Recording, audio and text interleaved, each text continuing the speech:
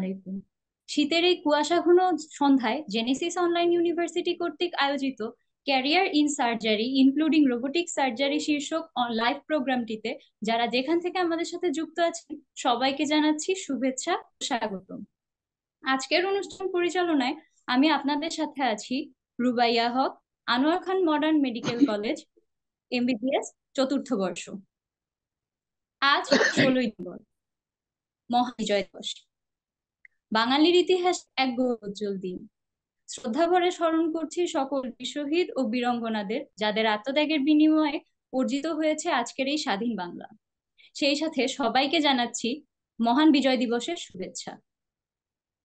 আজকের এই বিশেষ দিনটিতে আমাদের মাঝে উপস্থিত আছেন একজন বিশেষ ব্যক্তিত্ব, যিনি বাংলাদেশের চিকিৎসা বিদ্যায় যুক্ত করেছেন এক নতুন মাত্রা। রংপুর সহ সারা বাংলাদেশে রোবোটিক সার্জারির সূচনা হয়েছে যার হাত ধরে, তিনি আমাদের সকলের প্রিয় প্রফেসর ডাক্তার Mohammad Javed Akhtar sir. MBBS, FCPS surgery, FACS USA, FALS robotic, FARIS robotic, general advance laparoscopic colorectal and robotic surgeon, first university fellow of robotic surgery in Bangladesh, Professor and Head of the Department of Surgery, Rangpur community medical college, Rangpur. আমাদের অনুষ্ঠানে স্যারকে জানাচ্ছি স্বাগতম। আসসালামু আলাইকুম sir, মহান বিজয় দিবসের ওয়ালাইকুম আসসালাম। শুভেচ্ছা আপনাকে। কেমন আছেন স্যার? আপনাদেরও শুভেচ্ছা।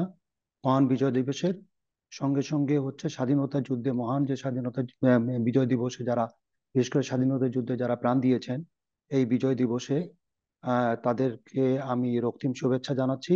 সঙ্গে সঙ্গে ছাত্র জনতার আন্দোলনে যারা প্রাণ দিয়েছেন তাদেরকেও প্রতি আমি শ্রদ্ধা নিবেদন করছি। এবং বিশেষ করে আমাদের রংপুরের যে সন্তান, বিশেষ করে যে জীবন দিয়ে স্ফুলিঙ্গ তৈরি করেছিল এই আন্দোলনের, তার প্রতিও আমি আমার শ্রদ্ধা জ্ঞাপন করে আজকে আমাকে আপনাদের সঙ্গে সংযুক্ত করার জন্য আপনাদেরকে ধন্যবাদ জানাচ্ছি। আমি একটু কারেকশন করি। আপনি বলেছেন রংপুরে রোবোটিক সার্জারি শুরু হয়েছে। আসলে কথাটা একটু আমার মনে হয় মিসলিড হয়ে গেছে। রুবাইয়া, রংপুরে এখনো রোবোটিক সার্জারি শুরু হয়নি। আমরা যেটা করেছিলাম সেটা হচ্ছে 2024 সালের জুন মাসের 5ই জুনে আমরা একটা রোবোটিক সার্জারির উপরে ফার্স্ট এভার ইন বাংলাদেশ আমরা একটা কনফারেন্স করেছিলাম। সেখানে রোবোটিক সার্জারির বিভিন্ন যে প্ল্যাটফর্ম আছে, বিশেষ করে ইন্ডিয়ান যে প্ল্যাটফর্মটা আছে মন্ত্রা, তার যে মালিক এবং তার টিম সহ তারা এসেছিল এবং কথা ছিল যে 3 মাসের মধ্যেই আমরা শুরু করব।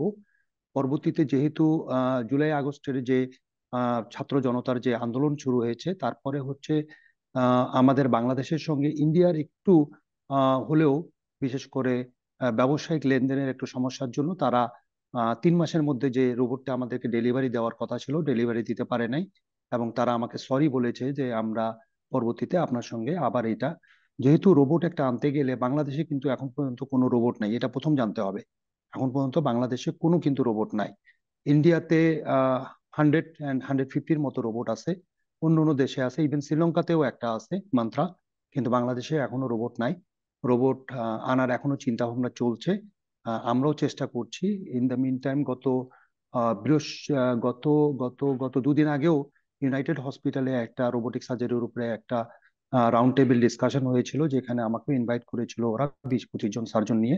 এটাই এটাই জানানোর কথা যে রোবট, কিন্তু আপনি যেটা বলেছেন সেটা হচ্ছে আসলে মিস ইনফরমেশন চলে যাবে। কারণ আমি রোবোটিক সার্জারি আমি করেছি, আমি যেটা করেছি ইন্ডিয়াতে করেছি, অন পেশেন্টকেও করেছি, বাট বাংলাদেশে এখন পর্যন্ত রোবট নাই। এটাই মানে ক্লিয়ার মেসেজটা দেওয়ার জন্য এই কথাটা বলা। জি স্যার, বুঝতে পেরেছি। দুঃখিত স্যার, আমাদের হুম, আসলে একটু মিস ইনফরমেশন, মিসলিড হয়ে গিয়েছে, হুম, হুম। সেজন্য ক্ষমা প্রার্থী। স্যার, আপনাকে আজকে আমাদের প্রোগ্রামে পেয়ে আমরা অনেক আনন্দিত। আপনি এত ব্যস্ততার মাঝেও আমাদের যে সময় দিচ্ছেন, এটা আমাদের অনেক বেশি অনুপ্রাণিত করেছে। আমার একজন বড় আপু, সিনিয়র আপু, রংপুরের, তার মাধ্যমে আমরা জানতে পেরেছিলাম যে আপনার ক্লাস সম্পর্কে আমরা জানতে পারি। ওনার ভাষ্য মতে স্যারের ক্লাস খুবই অ্যাট্রাকটিভ হয়, এন্ড ওনার আরেক বলেছিলেন যে স্যারের ওটি দেখতে খুবই ভালো লাগে। আমরা আসলে খুবই আগ্রহী আজকের এই সেশনটিতে নিয়ে। মূল বিষয়ে আলোচনা শুরুর আগে স্যার একটু অতীতে ফিরে যেতে চাই। সার্জারি বিষয়টিতে ক্যারিয়ার করার জন্য স্যার আপনি কিভাবে, মানে সারিয়ার ক্যারিয়ার হিসেবে বেছে নিতে আপনাকে অনুপ্রাণিত কে করেছিল? প্রথম তো হচ্ছে যে আমি যদি বলি আমি ডাক্তার হতে চাইনি। আমি অঙ্কে খুব বেশি ভালো ছিলাম। I was trying to be a engineer. আমার বাবা একদিন বললেন যে আমি তো মনে করছিলাম তুমি ডাক্তার হবা। আহ, ওই দিন আমি ডিসাইড করলাম যে yes I will go for the ডাক্তারি প্রফেশনে আমি যাব। এবং তখন থেকে এই ডাক্তারি পড়াশোনা যখন করলাম, ডাক্তারি পড়তে পড়তে দেখলাম যে সার্জন, প্রথম তো হচ্ছে ডাক্তাররা তখন সম্মানিত এই জন্য মনে হইতো যে আমার মা যখন অসুস্থ থাকতো, বাবা ডাক্তার নিয়ে আসলে, ডাক্তার আসতো তার ব্যাগ নিয়ে আমার মায়ের কাছে নিয়ে আসতেন এবং হচ্ছে ওনাকে নাস্তা খাওয়াতেন, ডাক্তার দেখার পরে প্রেসক্রিপশন করতেন, টাকা পয়সা দিতেন এবং তার ব্যাগটা আবার তার গাড়ি পর্যন্ত অথবা রিক্সা পর্যন্ত আগায় দিতেন। তো তখন আমার কাছে মনে হলো this is a very good profession, যেখানে হচ্ছে অনেক সম্মান আছে।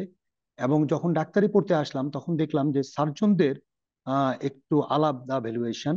যখন আপনি কোথাও যাবেন, একটা ক্লিনিকে যাবেন, যখন সার্জন নামে মনে হয় কোনো একজন ভিআইপি পার্সন নামছেন।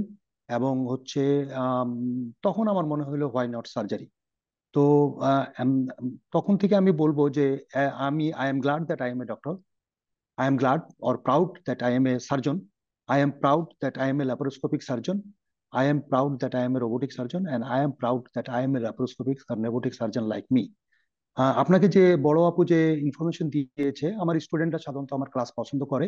আমি ক্লাস নিতে পছন্দ করি, ক্লাসকে আমি ভালোবাসি, পড়াইতে আমি ভালোবাসি। নলেজ স্কিলনেস এর প্রতি আমার আলাদা একটা এফিনিটি আছে। যদি না থাকতো তাহলে আমি রিটায়ার করার পরে 2022 সালে রিটায়ার করার পরে 2023 সালে আমি 1 বছরের ইউনিভার্সিটি ফেলোশিপ করার কথা না। কারণ হচ্ছে এই 1 বছরে রিটায়ার্ড বয়সে গিয়ে পড়াশোনা করে, ডিসার্টেশন করে, ব্লগ বুক ফিল আপ করে, সবকিছু অ্যাটেইন করে এবং পরীক্ষা 3 বার 4 বার পরীক্ষা দিয়ে, মানে প্রত্যেক মানে টার্মে পরীক্ষা দিয়ে আলটিমেটলি এক চান্সে ফার্স্ট ব্যাচে ফারিসের ফেলোশিপ, যেটা ওয়ার্ল্ডের ফার্স্ট ইউনিভার্সিটি ফেলোশিপ। কারণ ফেলোশিপ বলবে 5 দিন, 7 দিন, 10 দিন, ইভেন 6 মাস। কিন্তু ইউনিভার্সিটি ফেলোশিপ নিতে গেলে মিনিমাম 1 থেকে 2 বছর অথবা 3 বছরে আপনাকে একটা সার্টিফাইড কোর্স দিয়ে যেতে হবে, যেটা আমি গিয়েছি।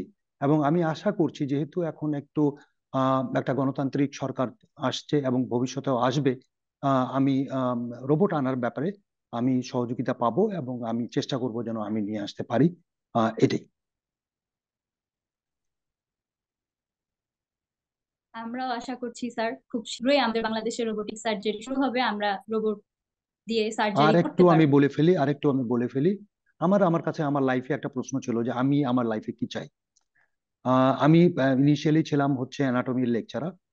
খুব ভালো লেকচার ক্লাস নিতাম। বাট লেকচারার হয়েছিলাম যেহেতু সার্জারিতে আসবো, সেই জন্য অ্যানাটমিটা যদি ভালো জানি তাহলে অপারেশন ভালো করতে পারবো।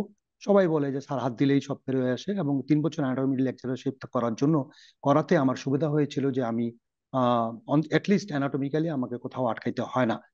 কিন্তু আমি অ্যানাটমির প্রফেসর অনেক আগেই হতে পারতাম, যদিও আমি পলিটিক্যালি ডিপ্রাইভ হয়ে প্রফেসর হইনি, প্রফেসর হিসেবে রিটায়ার করেছি। পরবর্তীতে প্রফেসর হচ্ছে প্রাইভেট মেডিকেল কলেজে জয়েন করার পরে ইউনিভার্সিটি থেকে প্রফেসর ডিগ্রি আমাকে দিয়েছে। আহ, কিন্তু আমার জীবনে আমার কাছে চাওয়া ছিল তিনটা। একটা হচ্ছে যে আমি যেখানে থাকবো সেই সেটা একটা সম্মানজনক একটা কাজ হয়। 2 নাম্বার হচ্ছে মানুষ যেন আমাকে ভালো বলে। 3 নাম্বার হচ্ছে যে আমার টাকা পয়সাও চাই।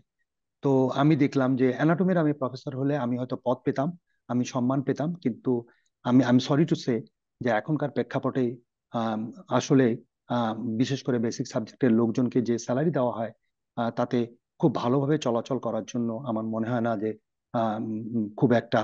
কিন্তু এখন অনেকে আছে যারা বিভিন্ন ইনস্টিটিউটে ক্লাস নিয়ে ইনকাম করেন। বাট ইট ইজ আমার কাছে মনে হয়েছে যে it is not sufficient to lead your life as you want. তো আমার মনে হয় যে this is the best profession as a doctor, as a surgeon. Then you can earn money legally and your 100% your money is হালাল। আমি বলবো একটা পয়সাও আমাদের হারাম না। এবং হচ্ছে আমি কিন্তু গভর্নমেন্টকে দেখাতে পারি যে ইয়েস আমি এরকম টাকা ইনকাম করছি এবং আমি এই টাকাটা গভর্নমেন্টকে যখন দেখাচ্ছি তখন আমার এটা হালাল। মানে জাস্ট এটা ফাইল হচ্ছে হোয়াইট মানি হয়, এবং যার জন্য আমি বাড়ি গাড়ি সব করতে পারি। আপনি দেখবেন অনেক প্রফেশনে আছে যারা টাকা পয়সা অনেক বেশি ইনকাম করে, বাট দে ক্যান নট, মানে তারা সেইভাবে টাকা খরচ করতে পারে না, কিন্তু আমরা করতে পারি। সো আপনি যদি বলেন যে আপনি you as a doctor, if you has a knowledge, if you have the skillness and skillness in regarding the surgery, যদি বলি ওপেন অপারেশনের স্কিলনেস, laparoscopy surgery skillness is more difficult than the open and robotic surgery. Robotic surgery skillness is less difficult than the laparoscopic surgery. আপনি যদি এগুলাতে স্কিলনেস develop করতে পারেন, আপনার যদি নলেজ থাকে, আপনি যদি পেশেন্টকে সার্ভিস দিতে পারেন, আপনি যদি পেশেন্টকে স্যাটিসফাইড করতে পারেন, then your life will be, you will be in heaven in the world. বুঝতে পেরেছি। আমরা তরুণ ডাক্তাররাও আশা করি এখান থেকে অনুপ্রাণিত হব, এবং স্যারের হাত ধরে রোবোটিক সার্জারি যখন বাংলাদেশে শুরু হবে, আমরা এখানে যারা আছি উপস্থিত তারাও চিন্তা ভাবনা করব যে আমরা যদি এটা ক্যারিয়ার করতে পারি। অনেকেই এখান থেকে ক্যারিয়ার হিসেবে আজকে সবকিছু শোনার পর রোবোটিক সার্জারিটাকে ক্যারিয়ার হিসেবে বেছে নিতে চাইবে, এই আশাই করছি। স্যার, আমরা আমি জানতে একটু চাচ্ছি এখানে রোবোটিক। আমি আমি আমি এখানে একটু কারেকশন করি। কারণ হচ্ছে, মানে ব্যাপারটা একটু বাংলাদেশের বিশেষ করে অনেক সার্জনদের, অনেক ডাক্তারদের, ইভেন স্টুডেন্টদের একটু ক্লিয়ার আইডিয়া থাকা দরকার। ধরেন একটা রুগীর আমি একটা ডিজিজ আছে, সেই ডিজিজের প্রথম হচ্ছে যে অপারেশন প্রয়োজন আছে কিনা, এটা ফার্স্ট ইম্পর্টেন্ট থিং। অপারেশন প্রয়োজন হইলে এটা ওপেন অপারেশন করা যেতে পারে, এটা মিনিমাল এক্সেস সার্জারি করা যেতে পারে। মিনিমাল এক্সেস সার্জারির ভিতরে দুটাই পড়বে, একটা হচ্ছে ল্যাপারোস্কোপিক সার্জারি আর একটা হচ্ছে রোবোটিক সার্জারি। এখন ব্যাপারটা হচ্ছে রুগীটাকে ভালো করতে হবে, রোগটাকে ভালো করতে হবে। You can do it by open operation, you can do it by laparoscopically, you can do it by robotic surgery. তো আমরা বলি যে আমরা একটা যদি ওপেন অপারেশন করি, তাহলে হচ্ছে একটা রুগীর ট্রমা হচ্ছে দুই রকমের। একটা হচ্ছে যে আমরা যে ঢুকতেছি পেটের ভিতরে, কেটে যে ঢুকি, সেটার একটা ট্রমা, আর একটা হচ্ছে trauma to the actual operation. তাহলে trauma to the entry and trauma to the actual operation. এখন আপনি একটা গলব্লাডার যদি অপারেশন করেন, তাহলে আপনি যদি ওপেন অপারেশন করেন, তাহলে আপনি আপার মিড লাইন ইনসিশন দিতে পারেন, আপার রাইট মিডিয়ান ইনসিশন দিতে পারেন, ককার্স ইনসিশন দিতে পারেন, আপার ট্রান্সভার্স ইনসিশন দিতে পারেন। এই ইনসিশন গুলা কিন্তু একটা বড় সাইজের ইনসিশন, এবং it has a great trauma, physical trauma হয়, যেটা হচ্ছে আমি একটা ছোট্ট অপারেশন করব, গলব্লাডারের একটা সিস্টিক ডাক্ট, সিস্টিক আর্টারিকে আমি ক্লিপ করব, লাইগেট করব, এবং গলব্লাডার বেড থেকে আমি এটাকে তুলে আনবো। তার মানে হচ্ছে যে আমি এন্ট্রি করতে গিয়ে আমি ট্রমাটা বেশি দিচ্ছি, কিন্তু অ্যাকচুয়াল অপারেশন করতে গিয়ে আমার খুব কম ট্রমা। তো এই জন্য laparoscopic surgery more popular EGL, বিশেষ করে গলব্লাডার সার্জারিতে এটা কিন্তু খুব বেশি পপুলারাইজড হয়েছে, because the trauma to the entry is much more than the trauma to the actual operation. Whereas দেখবেন আপনি হিস্টেক্টমি আমরা কিন্তু এখন ল্যাপারোস্কোপিক্যালি, রোবোটিক সার্জারিক্যালি আমরা বলি, কিন্তু ওখানে দেখা যাবে আপনি যখন একটা ফেনিস্টেল ইনসিশন দিয়ে ঢুকতেছেন, তখন হচ্ছে আপনি যে ইউট্রাস এবং আলটিমেটলি যে জিনিসটা বের করে আসতেছেন, তার মানে হচ্ছে trauma to the access is equal to the trauma to the actual operation. সেই জন্য ওগুলাতে আমাদের ইদানিং একটু গাইনোকোলজিস্টে পপুলারাইজড হচ্ছে, but most of the surgery আপনি যদি মিনিমাল এক্সেস সার্জারিতে করতে পারেন, ল্যাপারোস্কোপি সার্জারিতে করতে পারেন, তাহলে ভালো। এখন রোবোটিক সার্জারিতে আমি কেন যাব, এইটা হচ্ছে প্রথম কথা। রোবোটিক সার্জারি আমরা কিন্তু কেরিয়ার হিসাবে, আপনি রোবোটিক সার্জন আপনি বলতে পারেন you can be a robotic surgeon, কিন্তু আপনাকে কেরিয়ার হিসাবে নিতে হবে প্রথমে হচ্ছে আপনি সার্জন, আপনি ওপেন অপারেশন জানতে হবে। দুই নাম্বার হচ্ছে আপনি এটা থেকে ল্যাপারোস্কোপিটা আপনার যদি জানেন, it is much more better. কিন্তু ল্যাপারোস্কোপি জানতে হবে তা না, you can go from the open operation to the robotic surgery, কিন্তু ওপেন অপারেশনটাকে আপনাকে জানতেই হবে। এখন রোবোটিক সার্জারি আমি যদি বলি, একটা নর্মাল গলব্লাডারের ক্ষেত্রে আমার কাছে যদি বলে যে আমার অপশন দুটেই আছে, ওপেন তিনটাই আছে, ওপেন অপারেশন, ল্যাপারোস্কোপি এবং রোবোটিক সার্জারি। একটা যদি simple gallbladder surgery, gallbladder laparoscopy cholecystectomy আমি প্রেফার করবো, দেন দ্য ওপেন ইজ ওপেন, আমি এটা প্রেফার করবো না, open is not a gold standard operation. Now with the laparoscopy, cholecystectomy is the gold standard operation for the gallbladder surgery. কিন্তু আমি এই ক্ষেত্রে রোবোটিক সার্জারিটাকে আমি করব না। করব না এই কারণে, তার কস্টটা বাড়বে, প্লাস হচ্ছে রোবোটিক সার্জারি ডকিং এর একটা ব্যাপার থাকে, যেখানে আপনার প্রায় 10-15 মিনিট সময় নিয়ে নিবে, যে সময়টা আমি একটা রুগীকে দিব না। বড় কথা হচ্ছে যে আমি তাকে মানে মানে এক্সট্রা কোনো বেনিফিট দিতে পারবো না। হ্যাঁ, দিতে পারবো, আমি যদি সিঙ্গেল পোর্ট রোবোটিক সার্জারি করি। তাহলে রোবোটিক সার্জারি আমরা করব কখন? রোবোটিক সার্জারি আসলে এটা 3D ভিজুয়ালাইজেশন হয়, আইসিজি ফ্যাসিলিটিস থাকে। আমাদের যে সিস্টেমগুলো ল্যাপারোস্কোপিতে আছে, আমরা স্টাইক দেখার 3D 4K রুবিনা, যেটা ওয়ার্ল্ডের বেস্ট ইমেজিং সিস্টেম ইউজ করে আমরা ল্যাপারোস্কোপি করি, ইউ ক্যান ইউজ ইট। এখানেও 3D আপনার অপশন আছে, এখানে 3D 4K অপশন আছে, এখানে আইসিজি ইউজ করা যায়। এইখানে সমস্যাটা হচ্ছে যে আপনার রোবোটিক সার্জারি যখন আপনি করবেন, আপনার যদি কোনো হাতের ট্রিমর হয়, এই ট্রিমরটা রিডাকশন করবে। আপনি স্কেলিং অফ দ্য মোশন করতে পারেন, আপনি বাইরে 1 সেন্টিমিটার নাড়াবেন, ভিতরে 5 সেন্টিমিটার নড়তে পারে। আপনার যেটা হবে সেটা হচ্ছে যে এটাতে আপনি মেইনলি হচ্ছে ডিফিকাল্ট লোকেশন, ডিফিকাল্ট সার্জারি, বিশেষ করে আপনি ক্যান্সার সার্জারি, এবং হচ্ছে আপনি যদি মনে করেন যে আপনি রেকটামে যদি অপারেশন করতে চান, আপনি যদি পেলভিক রিজনে যদি অপারেশন করতে চান, আপনি থোরাসিক্স যদি কোনো সার্জারি করতে চান, আপনি যদি কার্ডিও থোরাসিক যদি কোনো সার্জারি করতে চান, এই জন্য রোবোটিক সার্জারিটা মোর পপুলারাইজড হয়েছে among the urologist, among the gynaecologist, among the thoracic surgeon, এবং the even the neurosurgery is also can be a helpful option. So আমি যদি বলি যে আমি রোবোটিকে কেরিয়ার করব, আমার কাছে কথাটা কেমন যেন মনে হয়, সেই জন্য আমি এই কেরিয়ার ইন রোবোটিক সার্জারি আমি টার্মটাকে একটু করতে বলেছিলাম। কারণ কেরিয়ার ইন রোবোটিক সার্জারি এটা আপনি ডাইরেক্টলি আপনি খালি রোবোটিক সার্জারি করতেছেন, কারণ আপনি রোবোটিক সার্জারি করতে গিয়ে আপনার প্রবলেম হতে পারে, you may need to have a conversion or laparoscopy. So conversion বলতে বোঝাচ্ছি আমি ল্যাপারোস্কোপি করতে গিয়ে যখন ওপেন অপারেশন করতেছি, এটা কনভার্সন। এটা কিন্তু কোনো খারাপ কিছু না। আপনি যদি মনে করেন যে কোনো কারণে আপনি ল্যাপারোস্কোপিক্যালি আগাইতে পারতেছেন না, you can go for the open operation. ঠিক রোবোটিক সার্জারিতেও অনেক সময় এমন হতে পারে যে you may convert it to the laparoscopy, or আপনার হচ্ছে যে রোবোটিক অ্যাসিস্টেড, অনেক সময় আমরা 3টা বা 4টা পোর্ট ইউজ করি রোবটের, এবং এর এক্সট্রা পোর্ট যদি দরকার হয়, বিশেষ করে সাকার ইউজ করা, অ্যাডভান্স সিলিং ডিভাইস ইউজ করা, স্ল্যাপার ইউজ করা, বিশেষ করে ডাভিঞ্চি সিস্টেমের ছাড়া, এগুলাতে কিন্তু আপনাকে এক্সট্রা পোর্ট, যেটা ল্যাপারোস্কোপির পোর্টগুলো ইউজ করতে হয়। সো আমি যেটা বলবো, you must have a first you you should have a target that I will be a surgeon. এখন আপনি বিভিন্ন ব্রাঞ্চে সার্জারি করতে পারেন, নট লাইক দ্যাট আপনি জেনারেল সার্জন। এখন তো বিশেষ করে abdominal wall reconstruction, hernia surgery, এগুলাতে রোবটের রোলটা খুব বেশি চলে আসতেছে। You decide first which branch you are going to be a specialised. আপনি এটাতে এফসিপিএস অথবা এমএস যেটা ডিগ্রি করতে চান, অথবা বাইরে থেকে ডিগ্রি করতে চান, you can do it. Number one. Number two, আপনি যেটা করতে চাচ্ছেন সেটাতে আপনার ওপেন অপারেশন জানতে হবে, এবং এটা যদি মিনিমাল এক্সেস সার্জারি থাকে সেটা জানতে হবে। এরপরে হচ্ছে রোবোটিক সার্জারিটাও জানতে হবে, কারণ আপনাকে যখন ডিফিকাল্ট অপারেশন গুলা এবং ক্রিটিক্যাল অপারেশন গুলা যখন আসবে, তখন কিন্তু আপনাকে রোবট ইউজ করতে হবে। সো রোবট, আমি অনেক সময় একটা টার্ম ইউজ করি অলওয়েজ, যে আমি টাস্ক ইউজ করি রোবোটিক সার্জারি ফর সাম এবং ল্যাপারোস্কোপি ফর অল।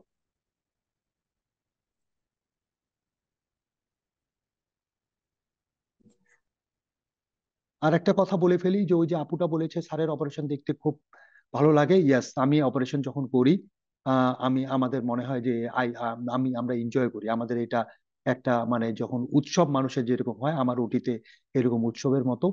এবং আল্লাহর উপরে অশেষ রহমত আমার উপরে আছে, যেটা হচ্ছে আল্লাহ আমাকে এই তৌফিকটা দিছে, যে যে কেউ দেখে জাস্ট মানে বলবে যে মানে মানে একটা জাস্ট একটা আর্ট দেখলাম। এবং এটা আল্লাহর রহমত, এটা নলেজ, স্কিলনেস সব মিলায়, এবং ডেডিকেশন। জি স্যার, এই সম্পর্কে মানে শুধু যে একজন আপু তা নয়, আমাদের আরো কয়েকজন সিনিয়রের সাথে কথা হয়েছিল, তখন এক ভাইয়ার এক কথা ছিল যে স্যারের সার্জারি দেখাটাও এক ধরনের আর্ট। আমরা এটা শোনার পরে সবাই খুব এক্সাইটেড ছিলাম যে যদি কোনোদিন সময় হয়, সুযোগ হয়, স্যার আপনি যদি আমাদেরকে সুযোগ করে দিন, অবশ্যই আমরা একদিন আপনার সার্জারি দেখতে চাই, একটা ওটিতে আমরা আমি থাকতে চাই এইখানে যে। এইখানে হ্যাঁ, অবশ্যই, ইউ আর মোস্ট ওয়েলকাম। আর আমি মাঝে মধ্যে কিন্তু 2 মাস, 4 মাস, 6 মাস পর আমার ফেসবুকে 2-4টা অপারেশন কিন্তু দিয়ে দিই। যদি কেউ চায়, আমার ফেসবুক ওপেনই থাকে সব সময়। ওইটা হচ্ছে একদম জেনারেল পাবলিক করা। গিয়ে ওখানেও কিছু অপারেশন ইদানিং আমি দেই নাই, তবে আমি মাঝে মধ্যে 2-4টা জিনিস ইন্টারেস্টিং মনে হইলে, এবং আমি কিন্তু র্যান্ডম কিন্তু দেই না, আমি দেই কোনো একটা মেসেজ যদি দেওয়া থাকে, মানে ওই ভিডিওতে একটা মেসেজ সহ আমি সাধারণত আমার ফেসবুকে একটা ভিডিও, আমি কিন্তু ইমেজ সাধারণত খুব কম দেই, আই উইথ দ্য ভিডিও, যে ওখান থেকে দেখে কেউ যেন যদি কিছু দেখতে চায় বা করতে চায়, সে ওখানে দেখতে পারে। স্যার, একটা প্রশ্ন দেখা যাচ্ছে, তামিমুল হুম। ইসলাম ইয়ন ভাইয়া কোশ্চেন করেছেন, স্যার সার্জারিতে ক্যারিয়ার করতে শুরুতে কি কি ধরনের চ্যালেঞ্জের মুখোমুখি হয়েছিলেন? মানে আমি হয়েছি। জি স্যার, আপনার কাছ থেকে জানতে আহ, চাচ্ছি স্যার এই বিষয়ে।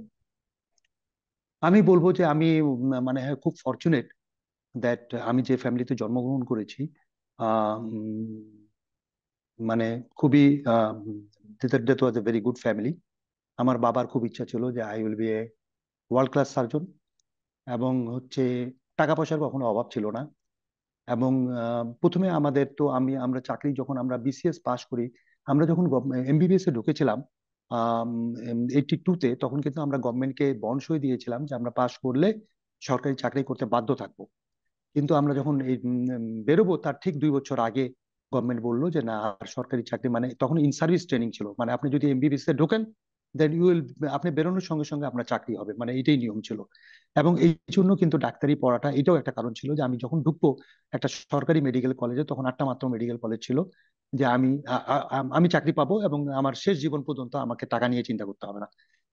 এটাও একটা কারণ। কিন্তু আমরা যখন ফিফথ ইয়ারে উঠলাম তখন দেখলাম আমাদের আগের ব্যাচ, তার আগের ব্যাচ থেকে চাকরি আর নাই। তারপরে হচ্ছে আগের ব্যাচের না, আমাদের 3 ব্যাচ আগে থেকে চাকরি নাই। তখন হচ্ছে আম, আন্দোলন করার পরে একটা ব্যাচের কোনো মতে চাকরি হলো।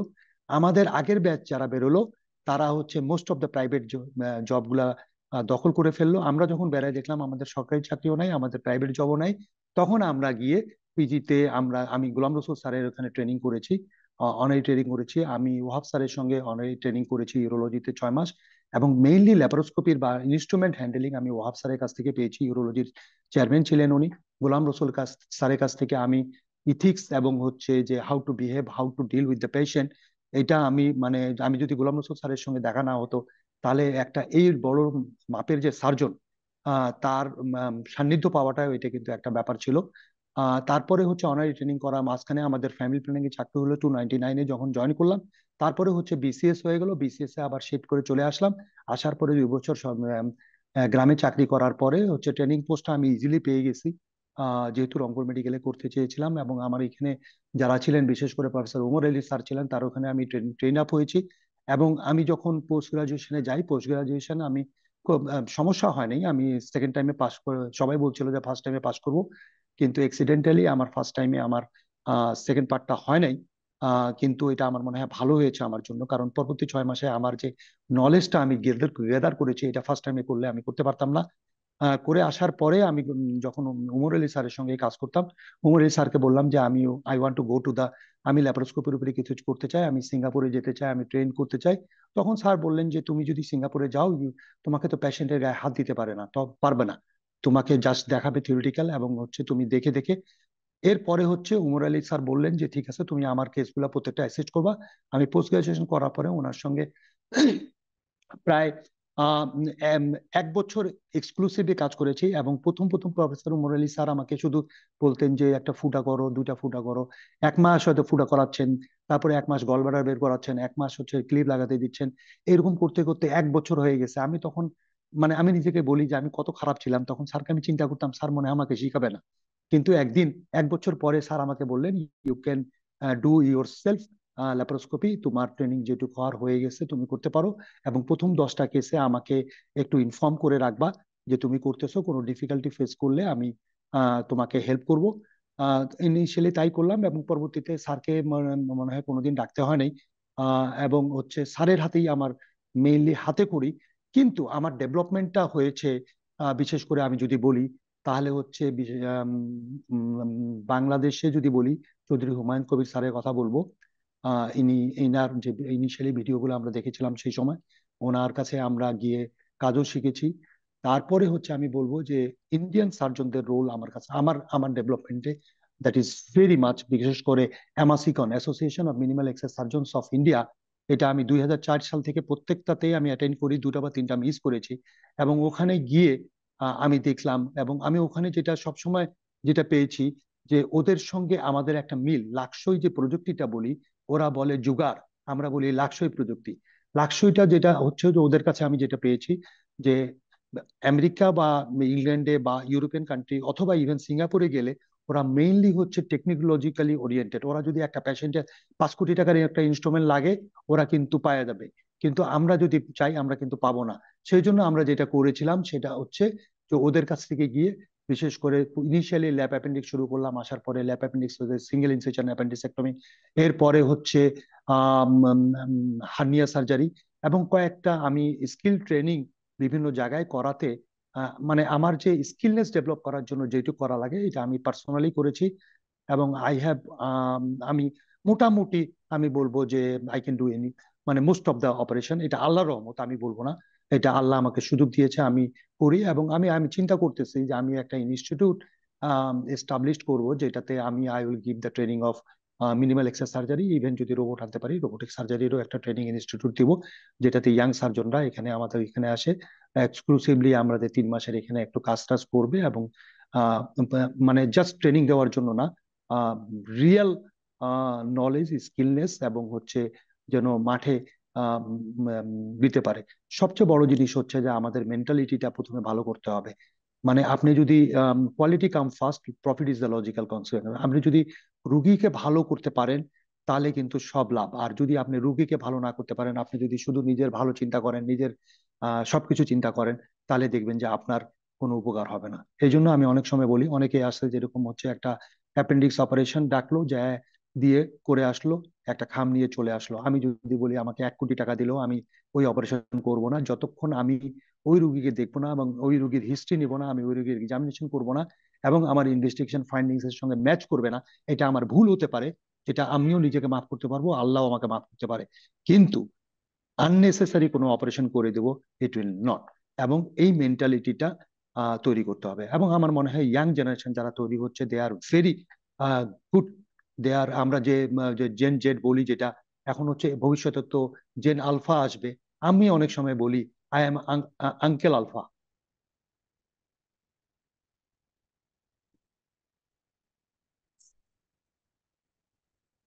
আশা করছি স্যার আপনার ইনস্টিটিউটটা দ্রুত তৈরি হবে, আমরা ওখানে জয়েন করতে পারবো, আমরা অনেক কিছু দেখতে পারবো।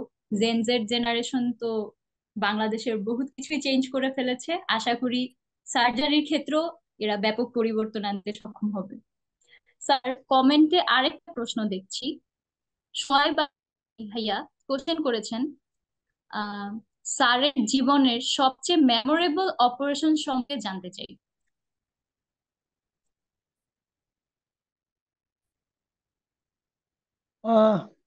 মেমোরেবল অনেক কিছুই আছে। আহ প্রথম বলি যে ওয়ার্ডে আমি তো মুরালি স্যারের সঙ্গে যখন কাজ করি, অপারেশনের চেয়ে একটা জিনিস ওয়ার্ডের ঘটনাটাকে বলি।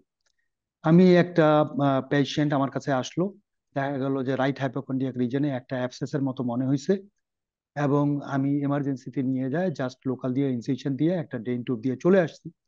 আসার পরে I am happy that parietal abscess আমি ড্রেন করেছি। পরের দিন যখন উমর স্যার রাউন্ডে আসলেন, আসার পরে বললেন যে জাভেদ এটা কি? আমি বললাম স্যার প্যারাইটাল অ্যাবসেস ছিল, আমি ড্রেন করে দিচ্ছি, এই যে ড্রেন টিউব দেওয়া আছে, হোয়াইট বোর্ড একটা ড্রেন টিউব দিয়ে রেখেছি। উনি বললেন যে এটা তো প্যারাইটাল অ্যাবসেস না, ইট ইজ এ ইম্পাইমা গলব্লাডার, যেটা ওয়ালের সঙ্গে হয়তো অ্যাডিশন হয়েছিল, ইউ হ্যাভ ডান ইট। আমি বললাম যে স্যার বললেন যে yes, you have done right thing, but তোমার ডায়াগনোসিসটা রং ছিল। কারণ হচ্ছে যে ইম্পাইমা গলব্লাডারের একটা অপশন হচ্ছে যে কোলেসিস্টোস্টমি, সেটা হয়ে গেছে, ইউ কিপ ইট। আমি বললাম স্যার বুঝলেন কেমনে? যে দেখো পাসের সঙ্গে বাইল আছে একটু, so it could be either gallbladder content or it is a intestinal content. তো তোমার যেহেতু এখানে একটা ইয়া ছিল, একটা টেম্পারেচার ছিল, রোগীর হিস্ট্রিতে বোঝা যাচ্ছে এরকম একটা ঘটনা। আম, অনেক অপারেশনের ব্যাপারে বলবো যে আমাদের আমি তখন একটা এক্সামিনেশন চলতেছিল, তখন এক্সামিনেশনে চেয়ারম্যান ছিলেন আমাদের, মানে আমাদের আম, সোবান স্যার ছিলেন, আমি তখন রেজিস্ট্রার হিসাবে কাজ করি। তখন আমাদের এক সিনিয়র ভাই আছেন, যিনি একজন আওয়ামী লীগের বড় নেতা ছিলেন, তখন আওয়ামী লীগ সরকার ক্ষমতায়, আজকে থেকে প্রায়, মানে এই টার্মে না, এই 15 বছরের আগের টার্মে, মানে প্রায় 20 বছর বা 22 বছর আগে হবে। তো উনি স্যারের কাছে এসে বলছেন যে স্যার আমার তো মায়ের এরকম ইম্পায়ারমেন্ট গলব্লাডার, তো এটা, স্যার বলতেছেন যে, তা আমি বললাম যে স্যার এটা আমরা ল্যাপারোস্কোপি করে দিই। তো স্যার আবার আমাকে বললেন, মানে স্যার একটু ইয়া করেই বললেন যে করে দেবা তুমি ল্যাপারোস্কোপি? আমি বললাম স্যার জি স্যার করে দিই। তো বলে যে যাও করে দাও। তো আমি গিয়ে করে দিলাম, এবং আলহামদুলিল্লাহ রুগীটা পরের দিন না তার পরের দিন ভালো হয়ে বাসায় চলে গেছে।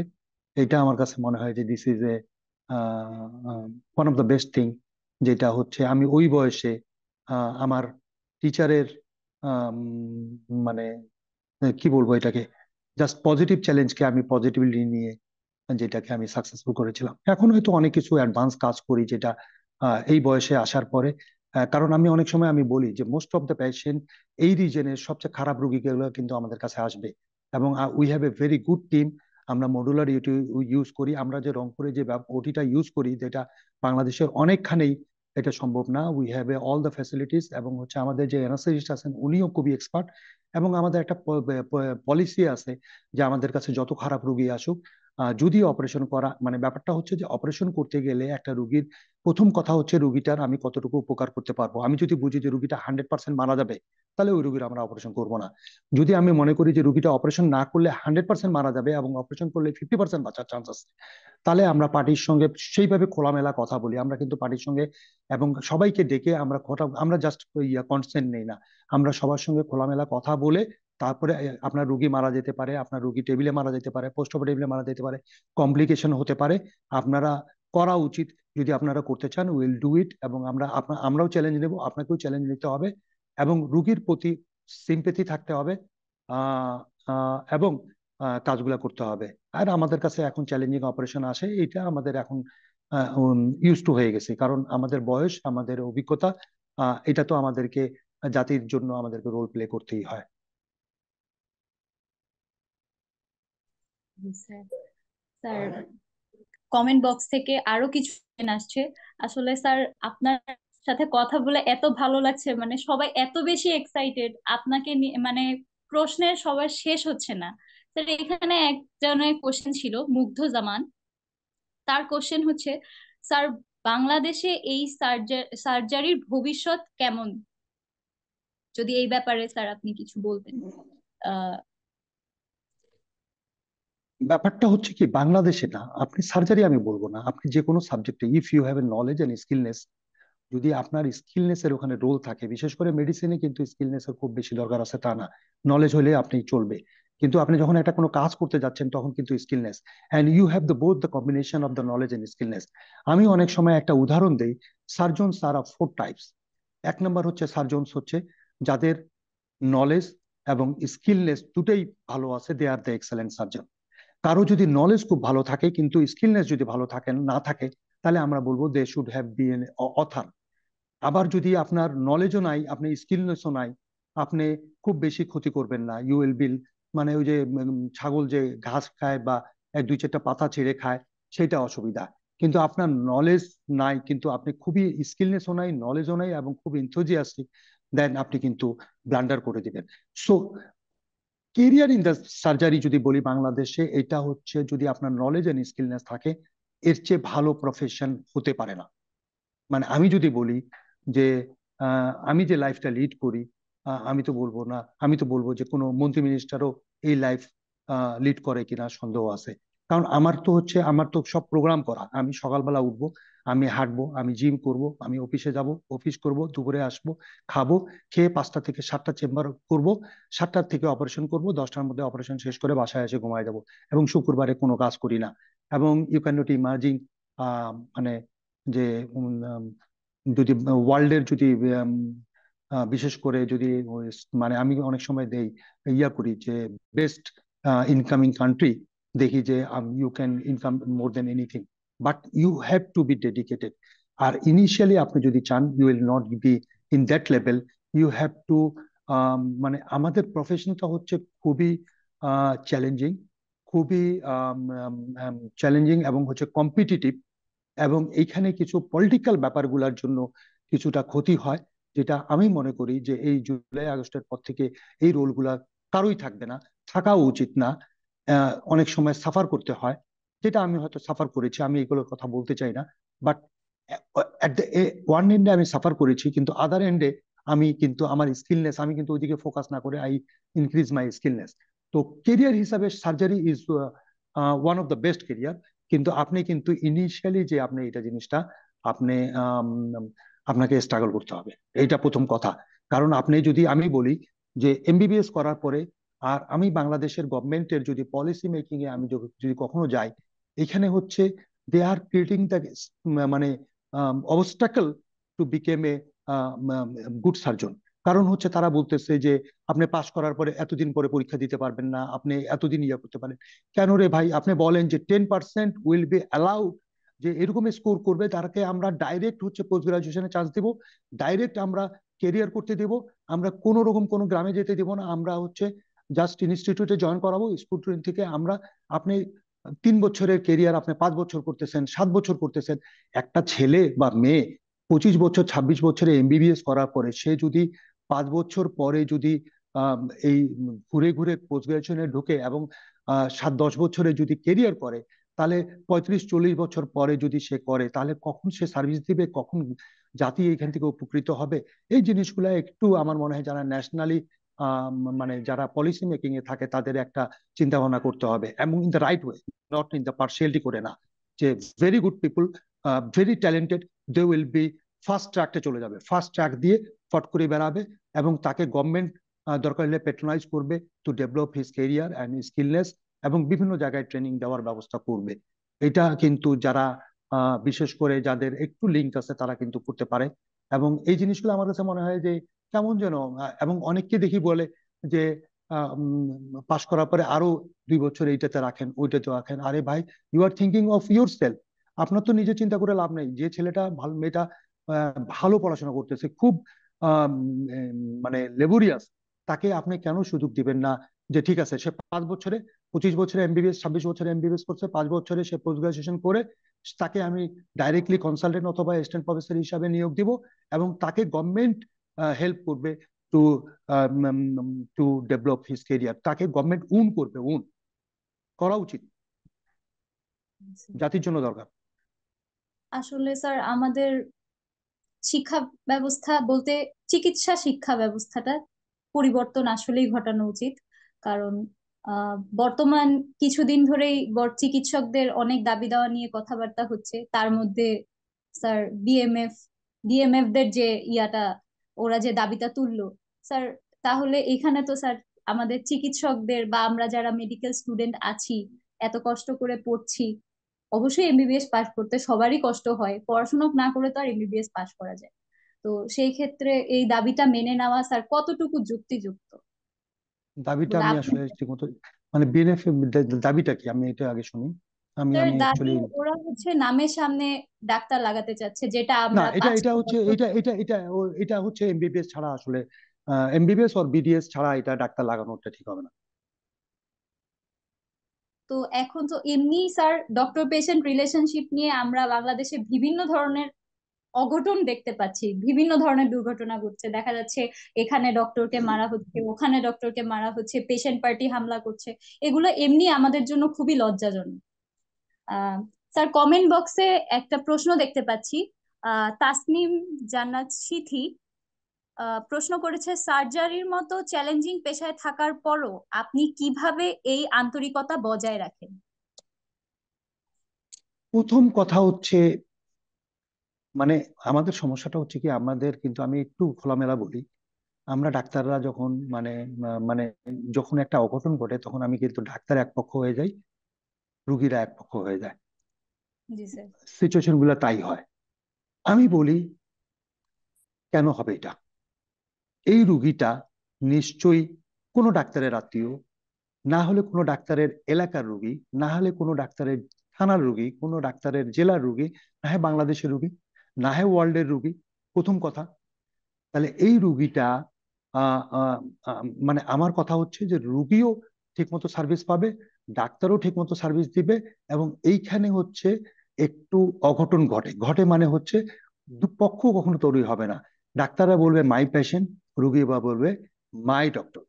এবং এইটা করতে গেলে আপনাকে প্রথম হচ্ছে, যদি আপনার নলেজ থাকে, আপনার যদি স্কিলনেস থাকে, এবং আপনার লিমিটেশন থাকে। আপনি ধরেন যে 1 কেজি, আপনি 5 কেজি ওজন তুলতে পারতেছেন, আপনি যদি 40 কেজি ওজন তুলতে যান আপনি তুলতে পারবেন না, আপনি ফেলে দিবেন। সো আপনাকে বুঝতে হবে আপনার লিমিটেশন কত, এবং আমি কতটুকু উপকার করতে পারবো।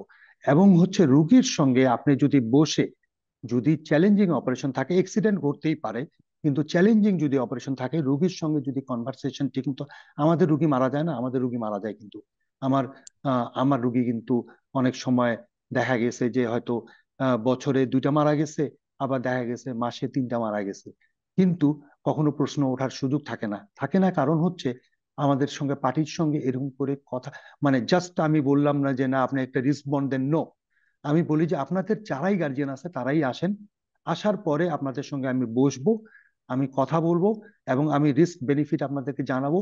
ইউ উইল জাজ যে আপনারা অপারেশন করাবেন কিনা, এবং আপনি এগ্রি হয়ে যদি, আমরা তো এরকমও দিই, আমি রিসেন্টলি একটা রুগীর আমি বললাম যে আপনার শুধু কাছে 10% রুগী টেবিলে মারা যেতে পারে, পরবর্তীতে মারা যেতে পারে, আপনারা সবাই বুঝেন, বুঝে যদি ইয়া দেন। রুগীরা বলছে না আমরা চলে যাব, আমি বলছি ইউ ক্যান গো।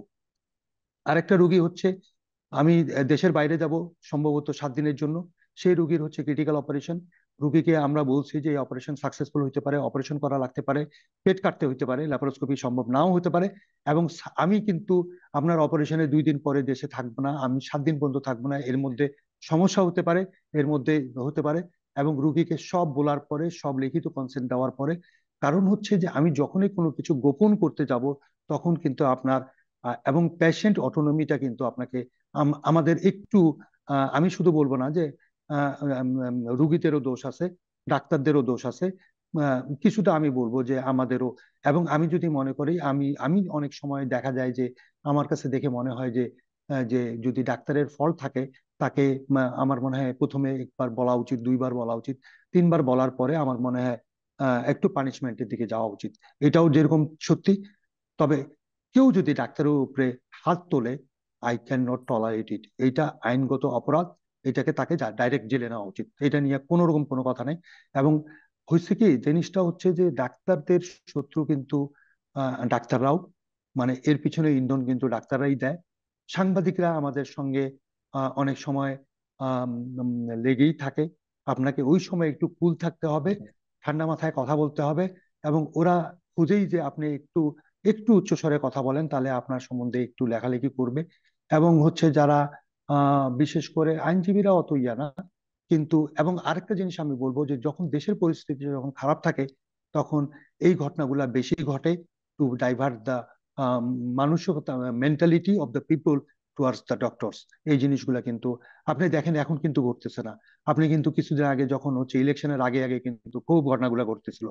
আপনি দেখবেন যে আবার যদি, আমি আমি আমি আমি চাই না যে বাংলাদেশে এরকম কখনো সিচুয়েশন হোক। আমি আশাবাদী যে এখন থেকে বাংলাদেশ খুব প্রগ্রেসিভ ওয়েতে ভালো দিকে যাবে। আমাদের যিনি প্রধান উপদেষ্টা আছেন, উনি তো অমাইক মাইডিয়াল লোক।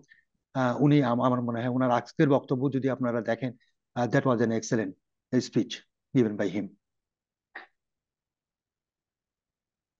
আমরাও আশা করি স্যার বাংলাদেশ অনেক দূর এগিয়ে যাক, সাথে আমাদের চিকিৎসা ক্ষেত্রটাও অনেক দূর আগাক। কারণ আমাদের সাথে মানুষের জীবন জড়িত। আমাদের একটা ভুল ডিসিশন মানুষের জন্য ক্ষতিকারক, জীবনের জন্য ক্ষতিকারক হতে পারে। স্যার, আমাদের দেশে প্রচলিত একটা ধারণা যে সার্জারি শুধুমাত্র ছেলেদের দ্বারাই সম্ভব, মেয়েরা এই ব্যাপার মানে এই সাবজেক্টটা ক্যারিয়ার তেমন করতে পারবে না বা করতে পারে না। স্যার, এই বিষয়ে আপনি যদি কিছু বলেন। একদম ভুল ধারণা, একদম ভুল ধারণা। আমার মনে হয় মেয়েরা এখন হচ্ছে সার্জারিতে খুবই ভালো করছে, খুবই ভালো করছে। এবং হচ্ছে যে আমি আমার তো আম, আগে এক ট্রেডি ছিল, she was a gold medallist, now she is FCPS holder, এবং হচ্ছে এফসিপিএস সার্জারি এবং এফসিপিএস ইউরোলজি। এবং আমার মনে হয় সে তো মানে বাংলাদেশে এক সময় নাম করা ইউরোলজিস্ট হবে, এটা নিয়ে কোনো ডাউট নাই। স্টিল আমার সঙ্গে আরেকজন কাজ করছে, সে তো আমার মনে হয় যে কোনো একজন কনসালটেন্ট অথবা অ্যাসিস্ট্যান্ট প্রফেসর লেভেলে কাজ করতে পারে। But still she is assistant register, not in my under, because আমি তো রিটায়ার করে গেছি ইন গভর্নমেন্ট হসপিটাল। বাট তবে মেয়েরা ভালো করছে, কারণ হচ্ছে আমি ইদানিং দেখছি মেয়েদের, আহ মেয়েরা সব দিকে আগাচ্ছে, এটা নিয়ে কোনো রকম কোনো সন্দেহ নাই। মেয়েরা পড়াশোনাও করতেছে। মেয়েরা যে সব দিকেই ভালো তাও না, কিছু খারাপ দিকও আছে, আমি এটা ওইটার দিকে যাব না, কিন্তু they are doing very good. এবং এটা আমি কয়েকটা কারণ খুঁজে পাই। By nature they are soft, by nature তাদের হচ্ছে ফিঙ্গার গুলা ছোট লম্বা, এবং মনের দিক থেকেও একটু ভালো। আহ, এবং আমার কাছে মনে হয় তারা পেশেন্ট সম্বন্ধে, পেশেন্টকে পেশেন্টের ভালো দিকটা, মানে বিশেষ করে মনের সঙ্গে যে টানটা, এটা তাদের একটু আমাদের চেয়ে ভালো থাকে। সেজন্য এই কথাটা এখন ঠিক না। আপনি দেখবেন যে বিভিন্ন জায়গায় আমাদের এখন রংপুরেই তো আমার মনে হয় 10-12 জন ফিমেল জেনারেল সার্জন আছে, এবং they are doing very good, very good. মানে আমি নিজে মাঝে মধ্যে আশ্চর্য হয়ে যাই। এবং আমি মাঝে মধ্যে কিছু রুগী, বিভিন্ন জিনিসের রুগী তাদের কাছে আমি রেফার করি, যারা আমার ট্রেনি ছিল, আমার আমার কাছে এইচএমও ছিল, আমার অ্যাসিস্ট্যান্ট ছিল, তাকেও আমি অনেক সময় রুগী পাঠাই। দে আর নাও অ্যাসিস্ট্যান্ট প্রফেসর, অনেকে অ্যাসোসিয়েট প্রফেসর হয়ে গেছে তাদের কাছে। দে আর ডুইং ভেরি গুড। এবং এই ধারণাটা, এটা ভ্রান্ত ধারণা আসলে। ছেলে মেয়ে বলে কথা না, কথা হচ্ছে যে your mentality, your dedication, your knowledge, your তবে ভালো সার্জন হতে গেলে আপনাকে 5-10 বছর কিন্তু আপনাকে এক্সক্লুসিভলি এদিকে দিতে হবে।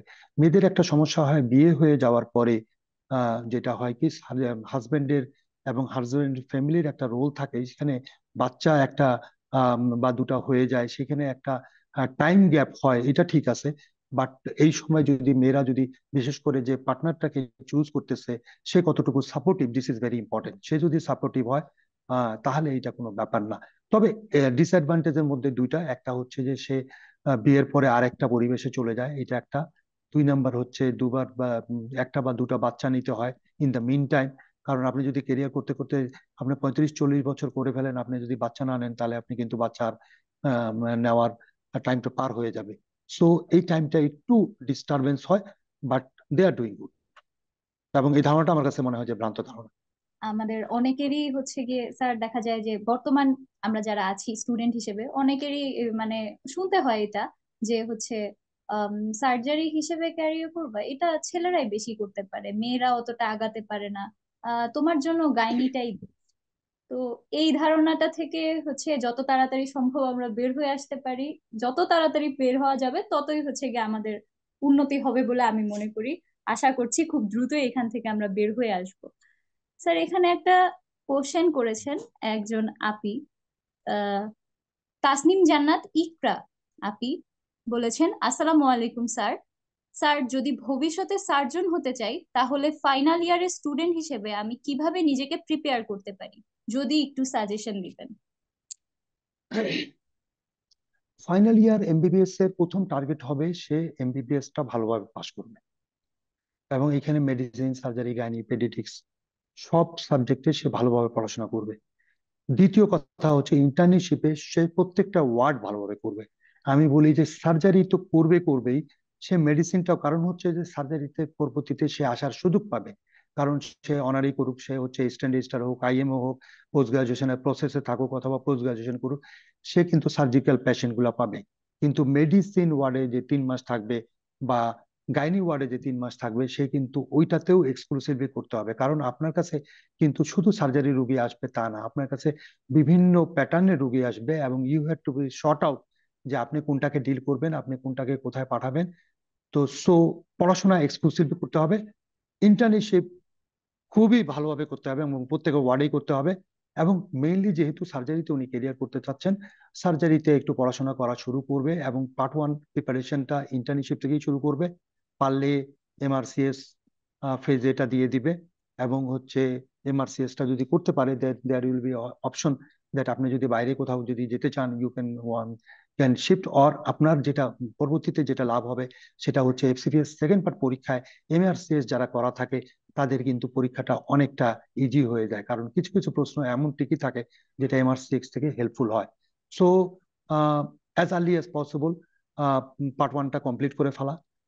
কারণ হচ্ছে যখন ইন্টার্নশিপ শেষ হবে, রেজিস্ট্রেশন পাওয়ার পরপরই মনে হয় পার্ট 1তে দেওয়া যাবে, এরকম এখনকার সিস্টেম কি আছে আমি জানি না। যদি দেওয়া যায় তাহলে ওটা কমপ্লিট করে ফেলা। তবে বিসিএস টা যদি হয়ে যায়, তাহলে দিস ইজ দ্য বেস্ট। কারণ বিসিএস বা গভর্নমেন্ট চাকরি হয়ে গেলে সুবিধা হচ্ছে যে আপনাকে চাকরি বা আপনাকে টাকা পয়সা আপনার চালানোর জন্য খুব একটা অ্যাকুট ক্রাইসিসে পড়তে হবে না। Otherwise you have need a very good sound financial backup to run for the 5 to 10 years. এটা কিন্তু একটা বিরাট ব্যাপার। তো অনেকে যেটা করে সেটা হচ্ছে যে একটা জব করে, কেউ যদি একদম জব না করে, তখন কিন্তু একটা মেন্টাল অনেক সময় পেইন হয় যে আমি কিছুই করতেছি না, আমি খালি টাকা নষ্ট করতেছি। তো এটা যদি না নিতে পারে, দেন সে করতে পারে। কিন্তু স্ট্রাগলটা আমাদের আমাদের মেইন হচ্ছে স্ট্রাগলটা, মানে ওই টাইমটা। আমি অনেক সময় বলি যে internship is the best period in future life, in the life. আপনার লাইফের সবচেয়ে বেস্ট পিরিয়ড হচ্ছে internship, and after completion of the internship it is the worst period in life, যতক্ষণ আপনি একটা ভালো জায়গায় ঢুকতেছেন না অথবা আপনি বিসিএস এ যাচ্ছেন না। কিন্তু আপনি যদি বিসিএস করে ফেলেন, আপনি যদি পোস্ট গ্রাজুয়েশন করে ফেলেন, then you have a life. Sir, অনেকের ধারণা থাকে যে ডক্টর মানেই ফিউচার হচ্ছে বিসিএস দিতে হবে, স্বাস্থ্য ক্যাডার অথবা যে কোনো মানে বিসিএস হইতেই হবে, এরকম একটা ধারণা সবার ভিতরে প্রচলিত, বিশেষ করে বাবা মাদের ভিতরে। স্যার, এটা কতটুকু ঠিক? শুধুই কি বিসিএস আমাদের ফিউচার হতে পারে? পোস্ট গ্রাজুয়েশন করেও তো ফিউচার আমরা দাঁড়া করাতে পারি। সার্জারির ক্ষেত্রে এটা কতখানি রিলেটেড? সার্জারির ক্ষেত্রে এটা যেটা আমি বলবো যে মোর মোর রিলেটেড। কারণ হচ্ছে যে আপনি যখন আপনি অনেক সময় আমার স্ট্যান্ডিস্টার আইএমওরা বলে যে স্যার এইটা নাই, এত বেতন কম, অমুক কম। আমি বলি যে তোমার এই একটা স্ট্যান্ডিস্টার আইএম এর পিছনে তুমি চিন্তা করছো? সরকার একটা হসপিটাল দিছে, সরকার রুগী দিচ্ছে, সরকার হচ্ছে সিস্টারদেরকে রাখছে, সরকার হচ্ছে এই প্রফেসরদেরকে রাখছে, সরকার অ্যানাস্থেশিয়া দিকে রাখছে, সরকার বিল্ডিং দিয়ে রাখছে, সরকার অপারেশন টেবিল দিয়ে রাখছে এবং রুগী দিচ্ছে, রুগী অপারেশন করো। This is the very good, মানে আমি বলবো laboratory to develop your skill. আপনি যদি যদি সরকারি চাকরিতে থাকেন, তাহলে আপনি যে রুগীগুলো পাচ্ছেন, আমরা অনেক সময় আমরা অনেকেই আছে যে অপারেশন, আমরা যেরকম হচ্ছে যে আমাদের অপারেশন, আমাদের যা রুগী আসতো আমরা সব 10টা 12টা 14টা 20টা পর্যন্ত অপারেশন, আমরা ইভেন একদিনে 7টা 8টা ল্যাপারোস্কোপি কোলেসিস্টেক্টমি আমরা এক ওটিতে করতাম। কারণ হচ্ছে যে this is the very good laboratory for your skill development. আপনি স্কিল ডেভেলপমেন্ট আপনি যদি প্রাইভেটে থাকেন, তাহলে কিন্তু আপনার যদি আপনার সেরকম মেন্টর যদি না থাকে, যেরকম হচ্ছে যে আমরা অনেক সময় আমাদের রুগী আমরা আমাদের ট্রেনিদেরকে দিয়ে আমরা করতে দেই বা করাই, বা আমরা যখন ছিলাম তখন তো এক্সক্লুসিভলি তাদেরকে করাইতাম, তারা দাঁড়ায় করতো, আমরা অপোনেন্টে দাঁড়ায় থাকতাম, আমরা তাকে অ্যাসিস্ট করতাম। প্রাইভেটে এটা সম্ভব হয় না, কারণ প্রাইভেটে হচ্ছে খুব লিমিটেড, যেগুলো গরিব রুগী থাকে ফ্রি করি সেগুলোকে আমরা হয়তো আমাদের ট্রেনিদেরকে দিতে পারি। কিন্তু আপনি যদি বলেন অনারি করে অথবা রেসিডেন্সিতে ঢুকে, পসিবল, পসিবল, পসিবল। তবে আহ, যদি আমাকে বলা হয় যে একজন সার্জারিতে কেরিয়ার করতেছে, having the government job are not having the government job, আমি বলবো the government job, having the government job have more advantage to develop the skill, এবং সে রুগী কিন্তু পাচ্ছে এবং সরকারি তাকে রুগী দিচ্ছে।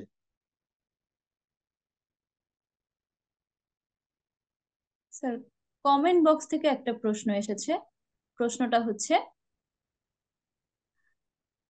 স্যার, আমাদের দেশেই রিসার্চের কি স্কোপ আছে সার্জারি থেকে? As a fellow in surgery, এই বিষয়ে আপনি কিছু যদি আমাদেরকে বলতেন। অবশ্যই আছে। আমাদের আমরা হচ্ছে বাংলাদেশিরা রিসার্চ করার পিছনে আমাদের কিন্তু আমরা কম সময় দেই। এটা হচ্ছে বিশেষ করে আমাদের আর্থসামাজিক অবস্থা এবং প্রেক্ষাপট সব মিলায়, প্লাস হচ্ছে এনভায়রনমেন্ট। যেরকম হচ্ছে যে যদি রিসার্চ করতে হয় আমাদের, আমরা আমরা একটা এমন স্টাডি করতেছি যেটা হয়তো আমরা 100টা কেস হয়ে গেলে it will change the thinking of, যে এরকম দুইটা ডুয়েল প্যাথোলজি থাকে না, আমরা we are trying to prove ইট যে ইয়াস ডুয়েল প্যাথোলজি থাকতে পারে, একটা রুগীর হ্যাভিং একটা ডিজিজ সঙ্গে আরেকটা ডিজিজ থাকতে পারে। কিন্তু আমরা যখন পড়াশোনা করেছি তখনও শুনেছি যে না, একটা রোগ, একটা লোকের দুইটা প্যাথোলজি একসঙ্গে থাকা ইজ ভেরি রেয়ার। তো এটা আমরা একটা ইট উইল বি চেঞ্জিং, একটা থিঙ্কিং চেঞ্জ হবে। কিন্তু আমরা 100টা না করলে এবং জেনুইন স্টাডি না করলে আমরা এটা দিব না, আমরা will go for the genuine study. আমাদের হচ্ছে মেন্টালিটিও হচ্ছে, দেখবেন যে আপনি মোস্ট অফ দ্য স্টাডি কিন্তু আসলে জাস্ট স্টাডি করার জন্য করা হয়। কিন্তু যদি আপনি স্টাডি করতে হয়, you will be a very মানে honest about the your study.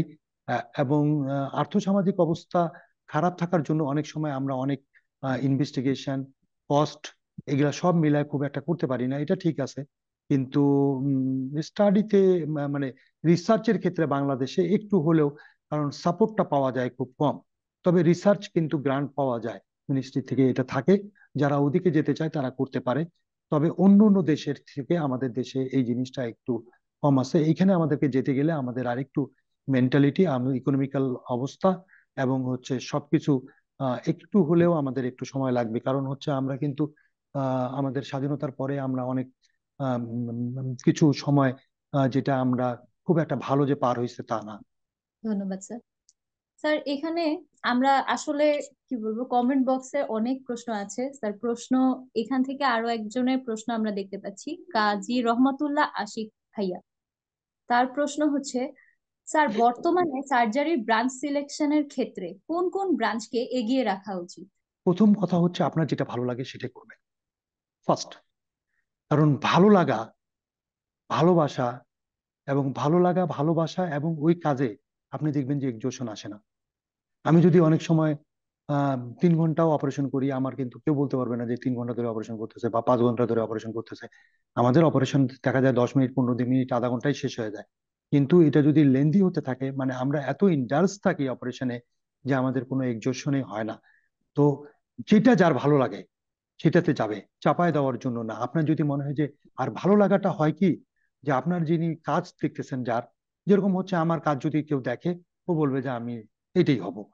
But এটা হইতে গেলে আমি বলি যে এইটা যে হইতে গেলে তোমার যে শ্রমটা, যে মেধাটা, যে কষ্টটা, এইটা তোমাকে আগে ডিসাইড করতে হবে। তো যদি ব্রাঞ্চ বলতে আমি বলবো যে এখন তো মোটামুটি সব ব্রাঞ্চই আছে। যে এরকম হচ্ছে যদি বলি, ইউরোলজি আছে, কোলোরেক্টাল আছে, প্লাস্টিক সার্জারি আছে, বার্ন এন্ড প্লাস্টিক সার্জারি আছে, তারপরে হচ্ছে থোরাসিক সার্জারি আছে, হেড নেক সার্জারি। এখন তো হচ্ছে even the ব্রাস্ট breast surgery will be A branch, endocrine surgery আছে। সো অনকো সার্জারি আছে। এখন ব্রাঞ্চটা হচ্ছে যে আপনার, আমাকে যদি বলে যে কেউ যদি অনকো সার্জারিতে আপনি করবেন কিনা, আমি বলবো যে no, I am not going for that. কারণ হচ্ছে যে অনকো সার্জারি আপনি যতই করেন, যতই ক্লিয়ার করেন, আপনি একটা মাইক্রোমেটাস্টেসিসের জন্য আপনার সব অপারেশনটা কিন্তু নষ্ট হয়ে যাবে। মাইক্রোমেটাস্টেসিস থাকলেও সেখানে আপনার রিগ্রোথ করা শুরু করবে এবং you will be in problem. You will think that আমি কি করলাম এটা। তো সো আপনাকে যখন, আপনি যখন ইউ থিঙ্ক, এবং onco surgery is a very good subject. কিন্তু হচ্ছে যে আমি চাই যে আমার রোগীগুলা ভালো থাকুক, আমার রোগী খুব তাড়াতাড়ি ভালো হয়ে যাক, আমার রোগী খুব ভালোভাবে উপকৃত হোক। এবং হচ্ছে যে আমি তো অনেক সময় বলি যে, যে গলব্লাডার যদি পেটের মধ্যে থাকে, whatever the conditions, I will take it out. তো অনেক সময় আহ, আপনি এখনো বইপত্রতে আসে না, কিছু কিছু অ্যাডভান্স সার্জন এগুলা করতেছে। কিন্তু যদি এটা যদি মনে করেন যে আমি 100টা করতে গিয়ে যদি একটাও কমপ্লিকেশন হয়, আমি কিন্তু ব্যাক স্টেপ হবো। ব্যাক স্টেপ মানে আমি আবার রিথিঙ্ক করবো যে আমি এটা করতেছি কেন। আমি যদি 99টাকে ভালো করলাম, একটা যদি আমার কারণে যদি কোনো ইনজুরি হয় বা কোনো ক্ষতি হয়, দেন আই উইল ব্যাক, আবার থিঙ্ক করে আবার। যেরকম আপনারা দেখবেন যে আপনারা বলবেন যে অ্যাপেন্ডিকুলার লাম্পে বা অ্যাপেন্ডিকুলার অ্যাবসেসে আমরা কিন্তু আমরা করি, কারণ হচ্ছে অ্যাপেন্ডিকুলার লাম্পে কমপ্লিকেশন, মানে সমস্যাটা কি, সমস্যা হচ্ছে ফিকাল ফিস্টুলা হইতে পারে। তো অ্যাপেন্ডিকুলার লাম্প তৈরি হয় কি দিয়া, inflame appendix caecum and terminal part of the ileum and omentum. আপনি যদি ওমেন্টামটাকে, আপনার এটাকে বলি কমান্ডো অপারেশন, আপনি ওমেন্টামকে যদি আস্তে আস্তে আস্তে যদি সরাই দিতে পারেন, then there will be only the terminal part of the ileum and caecum. আপনি যদি কোনোভাবে অ্যান অ্যাপেন্ডিক্স, ইনফ্লেম অ্যাপেন্ডিক্সকে আপনি যদি কোনোভাবে আপনি পিক আপ করতে পারেন, you can hug the appendix and go to the base of the appendix and you could remove it. So these are not মানে recommended for the every surgeon, but আপনাকে ওই প্রথম কথা হচ্ছে পেশেন্ট সেফটি ফার্স্ট। আপনার patient safety, আপনাকে মনে করতে হবে এই রোগীটার আমি উপকার করবই যেমনি পারি। স্যার এই জিনিসটা সবারই মাথায় রাখা উচিত। ধন্যবাদ স্যার। স্যার আমরা মেডিকেল স্টুডেন্ট হিসেবে স্যার ক্যারিয়ার সিলেকশনের ক্ষেত্রে আমরা প্রিপারেশনটা কিভাবে নিতে পারি? মানে এমবিবিএস পাশ করাটা তো সবার একেবারে ম্যান্ডেটরি, এটা তো ভালোভাবে পাশ করতেই হবে। কিন্তু এই যে আমি সার্জারিতে ক্যারিয়ার করতে চাই বা মেডিসিনে ক্যারিয়ার করতে চাই বা আমি বিসিএস দিব, এই যে সিলেকশনটা, এটা স্যার আমরা কখন থেকে করলে, প্রিপারেশন নিতে শুরু করলে আমাদের জন্য ভালো হবে? কারণ আমাদের তো জানা এমবিবিএস এর পরে একটা অনেক বড় একটা সময় এটার পিছনে যায়। তো স্যার এই ব্যাপারে যদি একটু বলেন। এখানে দুটো জিনিস হলো, একটা হচ্ছে যে কেরিয়ার করা আর একটা বিসিএস। জি স্যার। আপনি বলতে গিয়ে দুটো বলেছেন। BCS is not a career, BCS is a your job secure. যে আপনি সরকারি চাকরিতে ঢুকছেন, ইওর জব ইজ সিকিউরড, এবং আপনার গভর্নমেন্ট সার্ভিস হোল্ডার। এবং যখন গভর্নমেন্ট সার্ভিস হোল্ডার হবেন, গভর্নমেন্টের বাচ্চা হয়ে গেলেন আপনি। আপনাকে মরার আগ পর্যন্ত গভর্নমেন্ট আপনাকে এরকম বাপ মা দেখাশোনা করে, গভর্নমেন্ট আপনাকে দেখাশোনা করবে, এটা একটা আলাদা পার্ট। কেরিয়ার সিলেকশনের ব্যাপারে আমি বলবো যে যারা আহ, আপনাকে মেধাবী হতে হবে প্রথম কথা। এখন অনেকে দুই তিন ধরনের মানুষ থাকে। এক ধরনের মানুষ খুব আরামপ্রিয়, খালি বসে ব্রেনটা খুব ভালোভাবে ইউজ করতেছে, এবং হচ্ছে সে হাতের কাজ খুব বেশি ভালো পারে না, বা মুভমেন্ট বা টিয়া গুলো একটু কম। আমি বলবো যে they should go to the medicine related side. আবার নলেজ আছে তার সঙ্গে হাতের কাজ, বা কোনো একটা কাজ দিলে খুব ভালো পারে, খুব চটপটে, খুব they should go towards the যে কোনো একটা branch of the surgery side. এখন অনেক ফিমেল যারা আছে তারা চিন্তা করে যে আমি আমার সংসার ঠিক মতো দেখবো, আমি বাচ্চা কাচ্চা ঠিক মতো মানুষ করব, আমি আমার হাজবেন্ডের একটু খেয়াল রাখবো ভালোভাবে, এবং আমি সংসারটাকে আমি ভালো প্রায়োরিটি দিই। সব মেয়েই দেয়, কিন্তু বলবে কিছু মেয়েরা আছে যে না, this is my first priority. আমি তাদেরকে বলবো যে they should go to the basic subject. কারণ হচ্ছে অফিস টাইমে অফিস করবে, তারপরে আসিয়া বাদ বাকি সময়গুলা। কারণ আপনি যদি একটা বিজি লাইফ আপনি নিয়ে নেন, আপনি আপনি যদি একটা গাইনোকোলজিস্ট হন, আপনি যদি একটা খুব ব্যস্ত জেনারেল সার্জন হন, আপনি যদি কোনো ব্যস্ত কোলোরেক্টাল সার্জন হন, আপনি ইউরোলজিস্ট হন, আপনি whatever you are in the clinical side, আপনি কিন্তু আপনার এই সাইডটা কিন্তু লস হবে। এবং আপনার এখানে যদি সাপোর্টটা যদি সেরকম না থাকে, এখন আপনার হাজবেন্ডও হতে পারে যে আপনার ওয়াইফের রোলটা প্লে করতে পারে, এখানে আমি খারাপ কিছু দেখি না। Because the family is for both, এটা হাজবেন্ড ও ওয়াইফেরও সমান রোল। যদি সেরকম সাপোর্টিভ থাকে then you can go for the that side. অথবা অনেক ফ্যামিলি আছে যাদের বাবা মা আছে এবং তারা খুবই আম, মানে আমি বলবো যে সুস্থ, এবং লাইফ এক্সপেক্টেন্সি এত বলা যায় না, তখন হয়তো মনে হয় যে না, they will take over the charges. তাহলে কিন্তু, আপনি একদম বাচ্চা কাচ্চা আম, কাজের লোকের কাছে রেখে দিবেন, then your family will not be get the better offspring.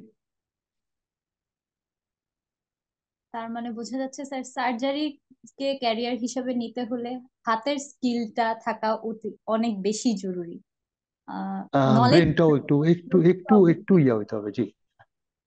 হাতের স্কিলটা বেশি জরুরি। আচ্ছা স্যার, থ্যাংক ইউ স্যার।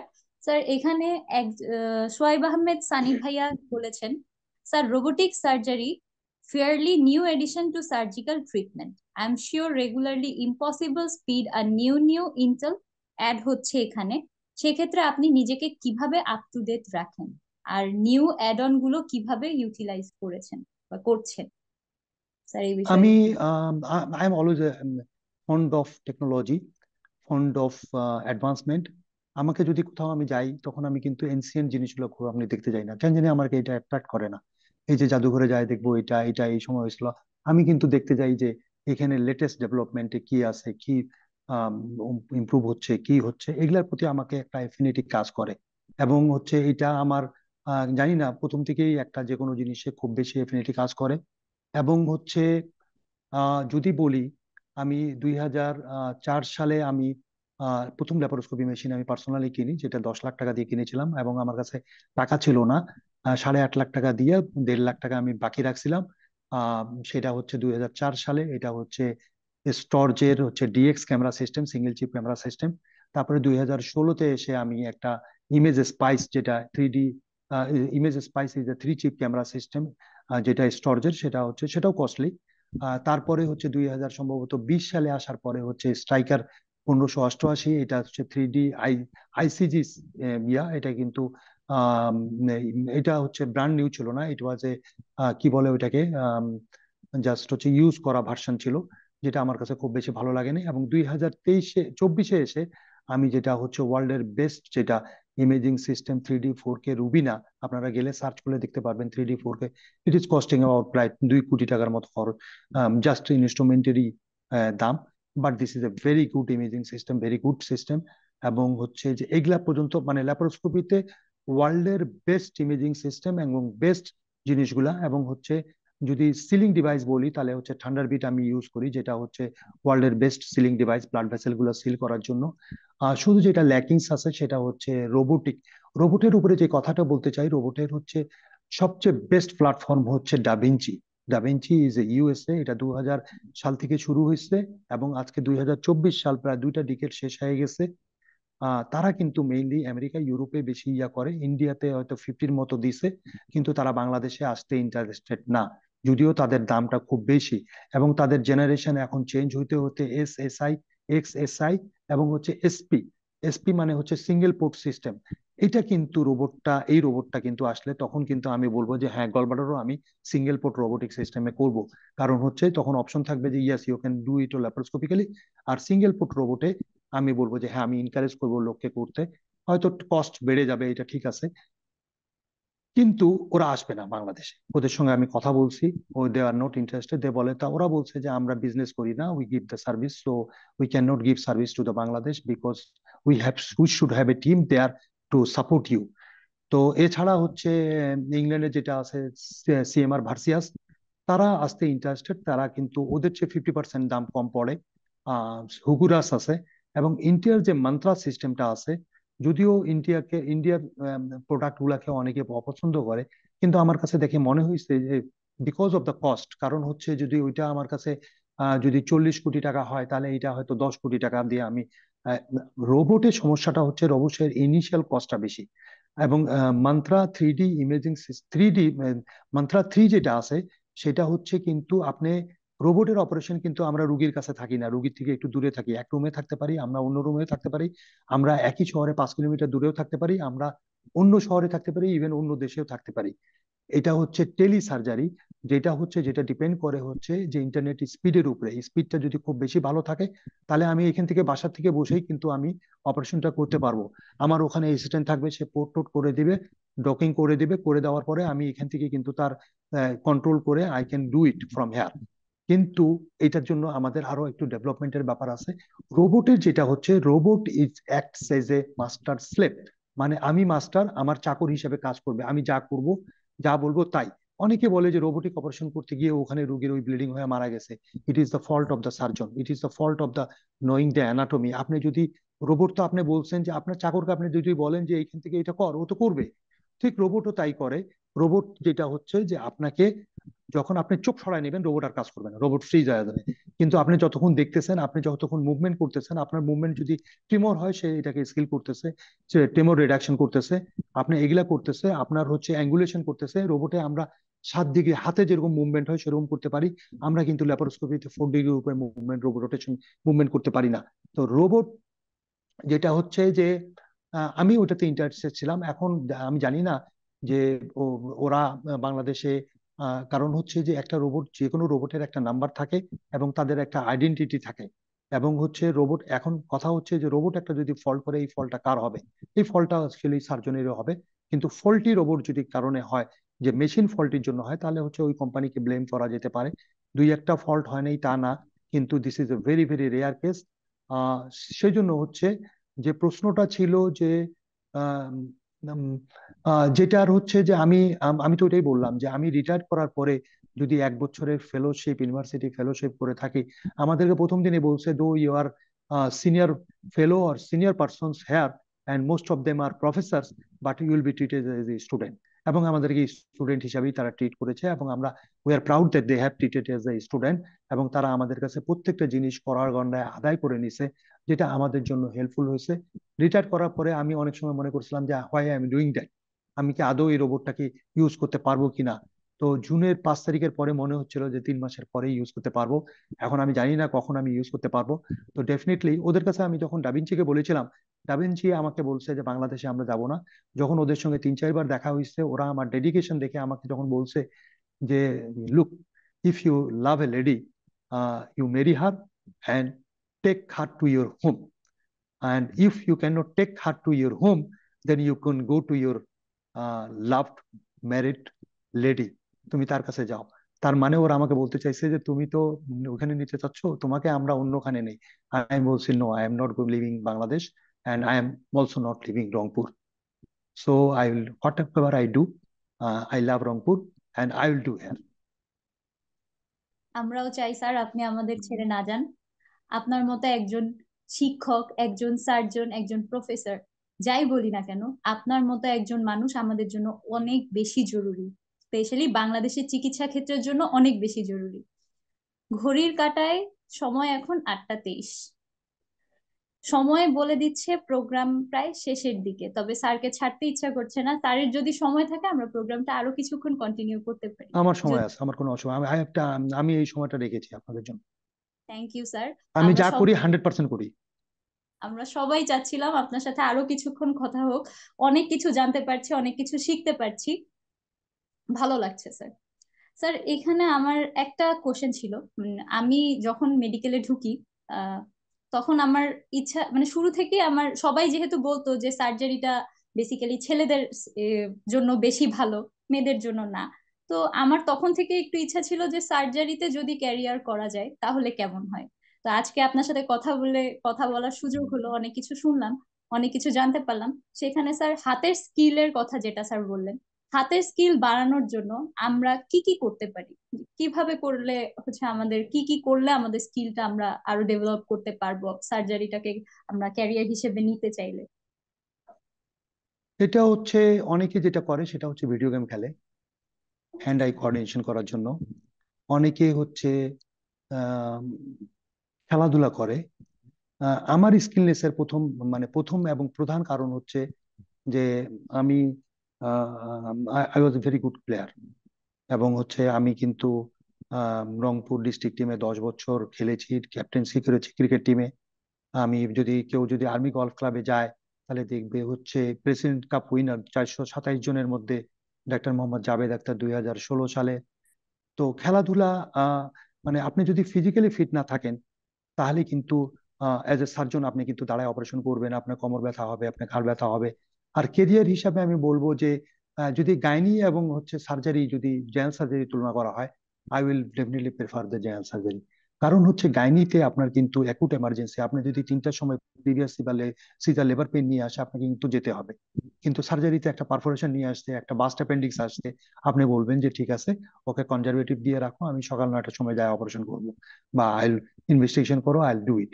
কিন্তু যদি আপনি প্রিভিয়াস সিজার লেবার পেন নিয়ে আসছে, আপনি রাপচার ইউটারাস হয়ে যাবে রোগী বাচ্চা দুজনে, then you have to be mentally prepare that I want to give the service for 24 hours. এবং অনেকখানে টিম তৈরি করে ফেলে, 3জন গাইনোকোলজিস্ট মিলে একটা টিম তৈরি করে ফেলে যে ঠিক আছে আমি 7 দিন দেখবো, তুমি 7 দিন, পরে 7 দিন, এবং পরবর্তীতে মাসে যা ইনকাম হবে 3 ভাগ করে নিব। 3 ভাগ করে আমরা নিয়ে নিব, অথবা 8 আওয়ারলি, সকাল 8টা থেকে 2টা, 2টা থেকে 10টা, 10টা থেকে সকাল 8টা পর্যন্ত আমরা আহ উম, কাজ করে যা হবে এরকম একটা আহ, তৈরি হয়ে যায়। এবং ওয়ার্ল্ডের বিভিন্ন জায়গায়, বিশেষ করে যারা অ্যাডভান্স কাজগুলো করে, তারা কিন্তু যেরকম আমাকে অনেক সার্জন বলছে যে যাবে তুই you make a team of 3 or 4 people. So why? Because when you come, then your patient will be dealt or operated by him, and ultimately you same-minded, same mentality, same quality people যদি থাকে, you can distribute the as you. তো এটা খুব ভালো একটা option হতে পারে।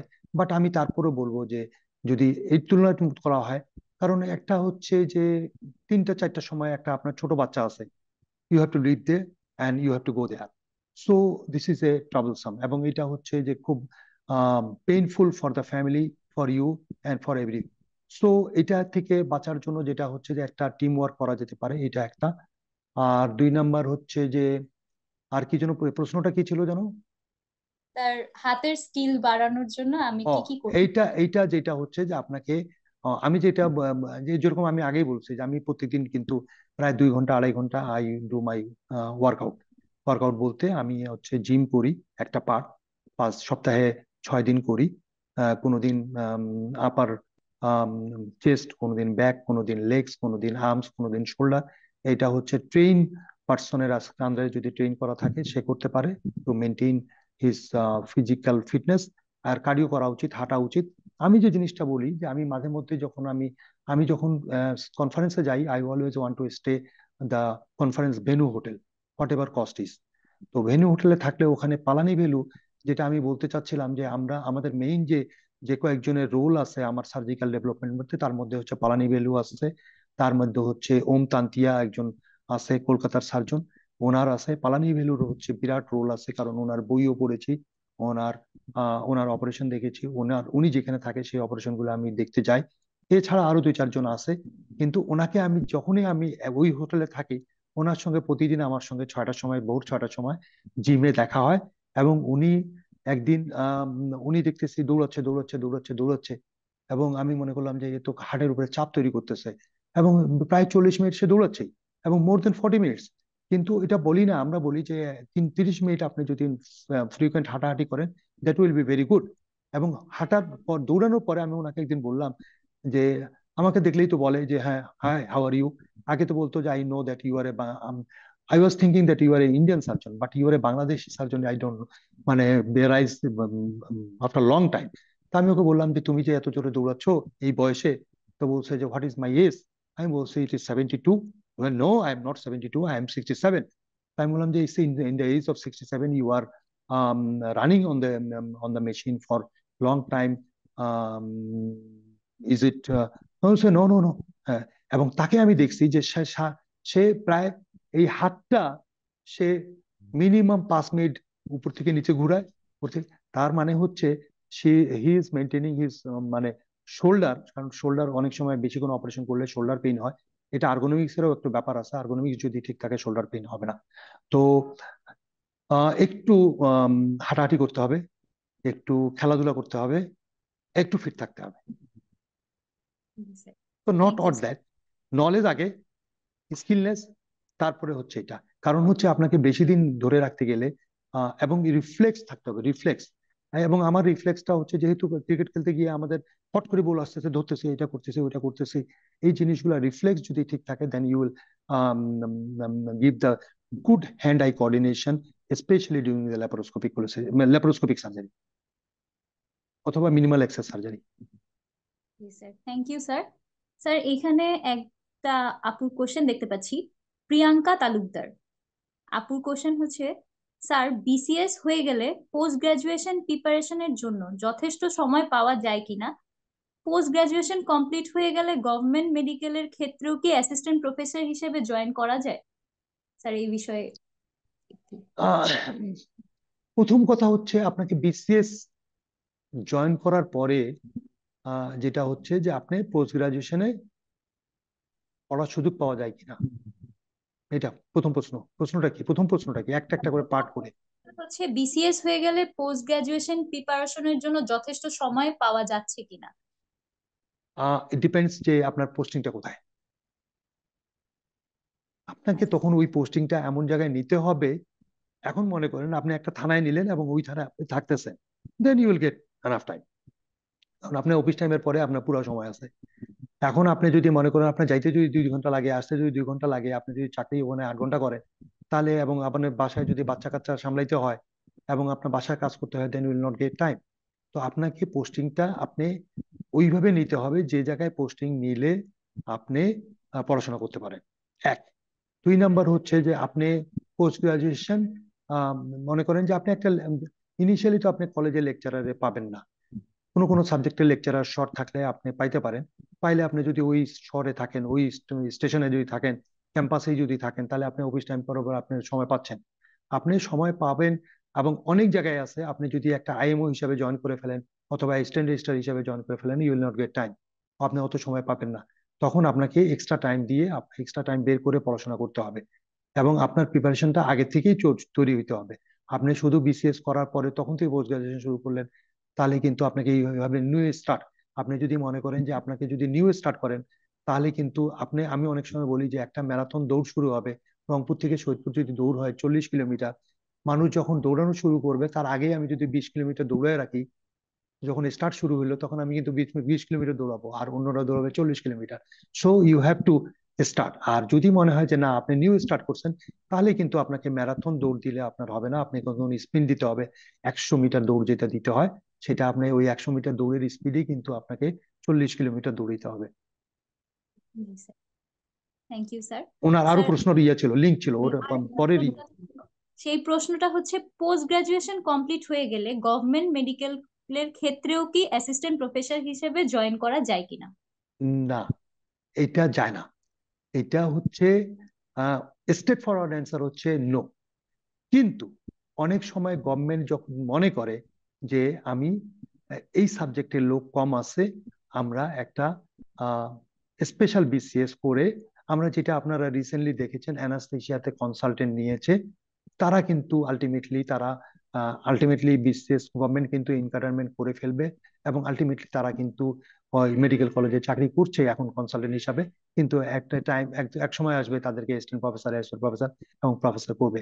But lateral entry in BCS it is not possible unless otherwise কোনো স্পেশাল বিসিএস ওই সাবজেক্টের উপরে কল যদি না করা হয়। আপনাকে ঢুকতে গেলে প্রথম থেকেই ঢুকতে হবে। স্যার, ধন্যবাদ স্যার। স্যার, এখানে যেহেতু হচ্ছে আমরা বিসিএস ছাড়া ডিরেক্ট হচ্ছে গভর্নমেন্ট কোনো মেডিকেলে ঢুকতে পারছি না, টিচার প্রফেশন, তার অনেকের ধারণা থাকে যে একাডেমিক ওয়েতে গেলে, একাডেমিক সিস্টেমে ঢুকলে ক্লিনিক্যাল সিস্টেমে আসাটা খুব টাফ হয়ে যায়। মানে যারা একাডেমিক সিস্টেমে হচ্ছে গিয়ে ক্লাস নিচ্ছেন, কন্টিনিউ করছেন, তারা সচরাচর ক্লিনিক্যাল পোর্শনটা কন্টিনিউ করতে পারেন না। ওনাদের হচ্ছে আহ কিছু ঝামেলা থাকে। এটা কি আসলেও সত্যি স্যার?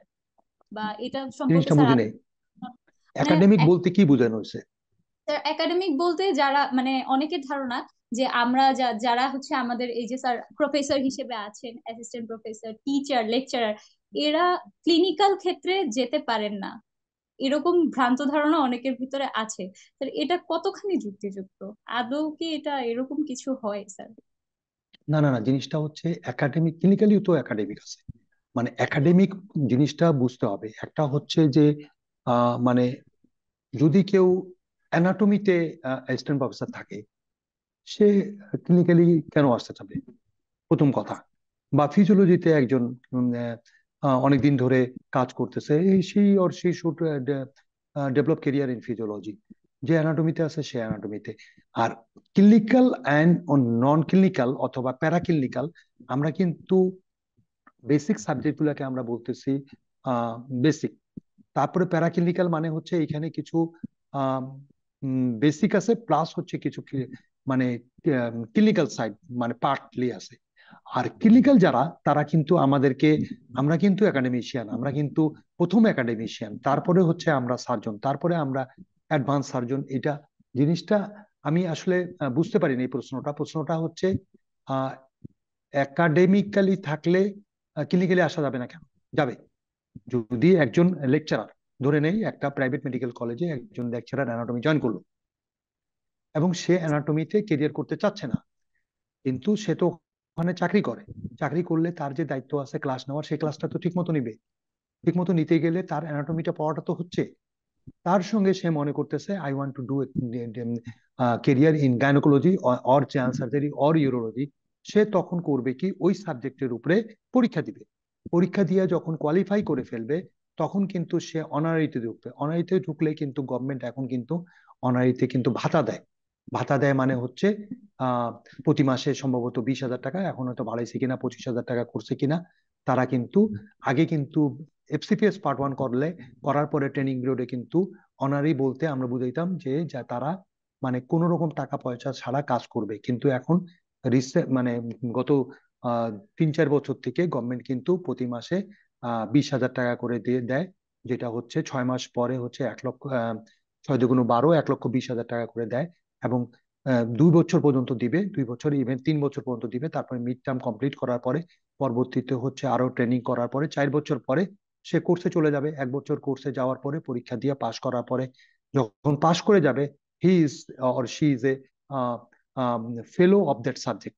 তখন হচ্ছে সে কাজগুলা করতে পারবে, নিজেদের মতো করে কাজ করবে। এবং হচ্ছে আমি বলবো যে পোস্ট গ্রাজুয়েশন করার পরে অ্যাটলিস্ট 2 বছর কোনো ভালো ট্রেনারের আন্ডারে, যে সত্যি সত্যি ভালো কাজ করে এবং শিখাইতে চায়, মেন্টালিটি আছে, সেরকম একজনের সঙ্গে কাজ করা উচিত। এবং এটা খুবই খুবই আমি বলবো যে আমাদের দেশে যারা বিশেষ করে ট্রেনিং করতেছে এবং ভালো সার্জনদের সঙ্গে ট্রেনিং করে, they are the luckiest persons in the even in the world. কারণ এইরকম পেশেন্ট, এত পেশেন্ট পাওয়া যায় না, এত পেশেন্ট পাওয়া যায় না অন্যখানে। জি স্যার, ধন্যবাদ স্যার। স্যার, এখানে আরেকটা কোশ্চেন দেখতে পাচ্ছি, তাসনিম জান্নাত ইকরা আপু একটা কোশ্চেন করেছেন। স্যার, রোবোটিক সার্জারির ক্ষেত্রে পেরি অপারেটিভ কোনো ক্রিটিক্যাল সিচুয়েশন তৈরি হলে ইনস্ট্যান্ট ডিসিশন মেকিং এ কি ধরনের সমস্যার সম্মুখীন হতে হয় কিংবা কিভাবে সমাধান করে? পেরি অপারেটিভ বলতে তো প্রি অপারেটিভ, পার অপারেটিভ এবং পোস্ট অপারেটিভ। তিনটাকে আপনি তো বোঝাই। সম্ভবত উনি হ্যাঁ, ঠিক আছে, ঠিক আছে, ঠিক আছে। Preoperative, every patient in open operation laparoscopy এবং রোবোটিক সার্জারিতে সেম।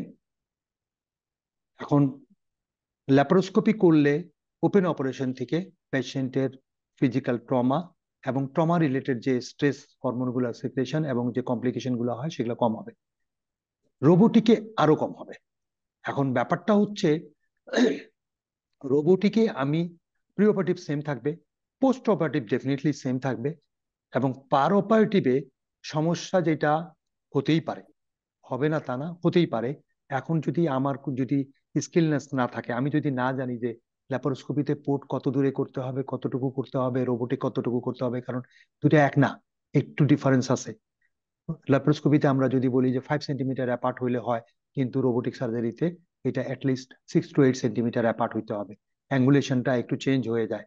রোবটে হচ্ছে যে আমি কতটুকু ভিতরে ঢুকাবো, কতটুকু, এটাও একটা ইয়ে আছে। প্লাস হচ্ছে ওইটা বেলুন দিয়ে আমরা আটকে রাখবো সেটা, প্লাস ড্র্যাপ।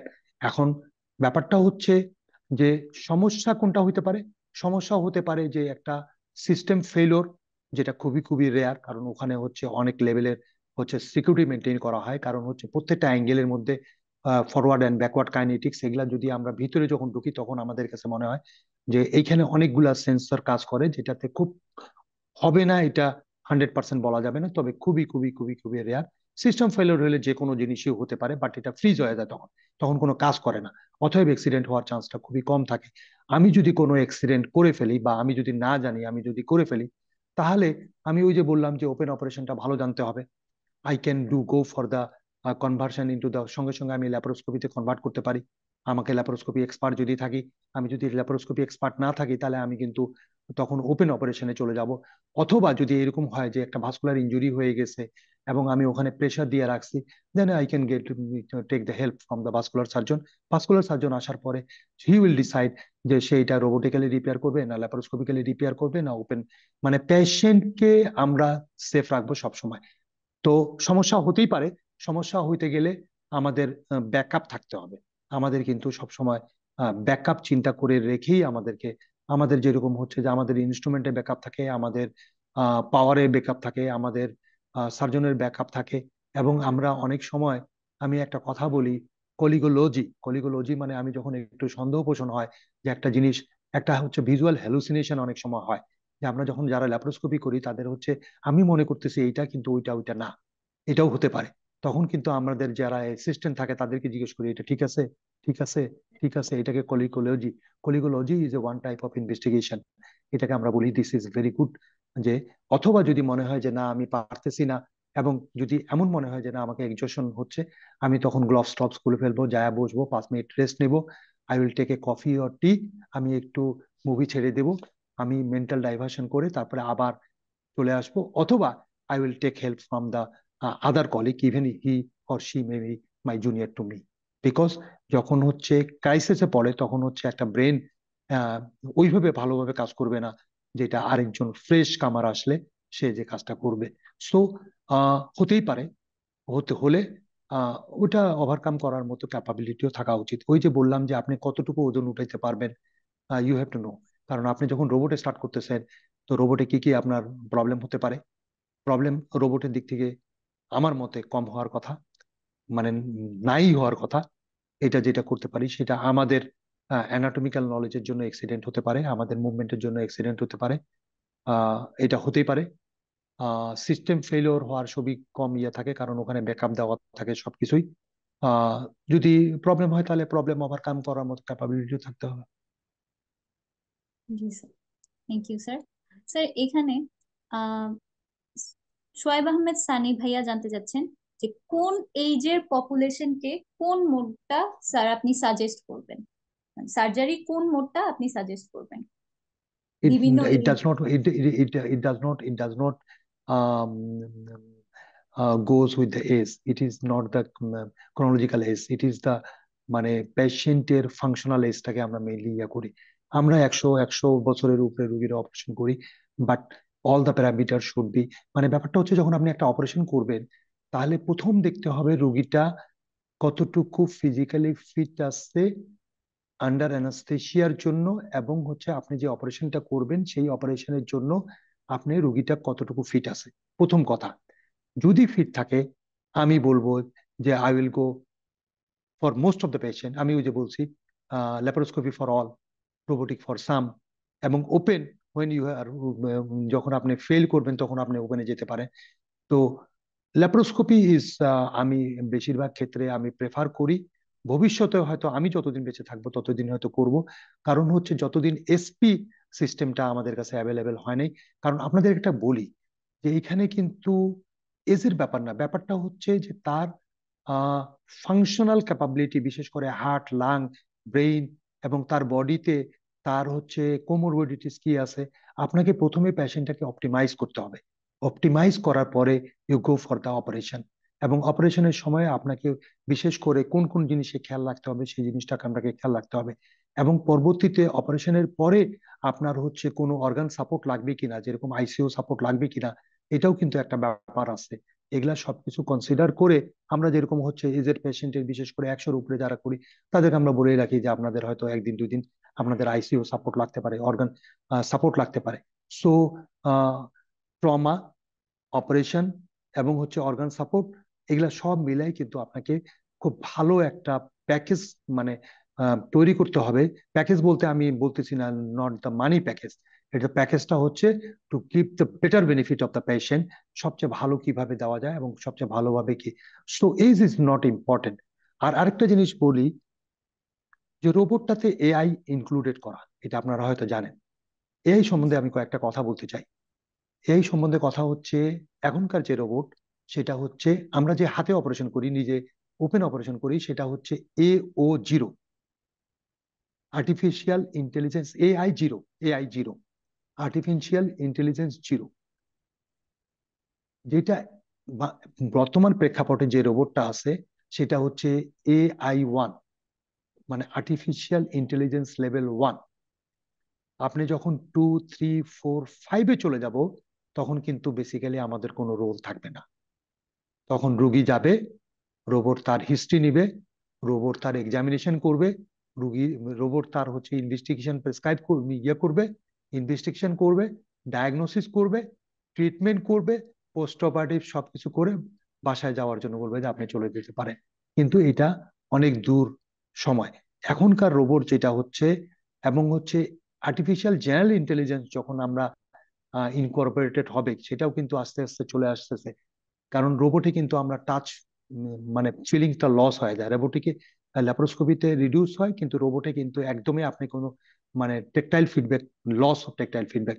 এখন হচ্ছে আর্টিফিশিয়াল জেনারেল ইন্টেলিজেন্স যেটা ইনক্লুড হচ্ছে, সেইটা যখন চলে আসবে তখন কিন্তু খুব বিপদের ব্যাপার আমার কাছে মনে হয়, যে we are going towards the কিয়ামত।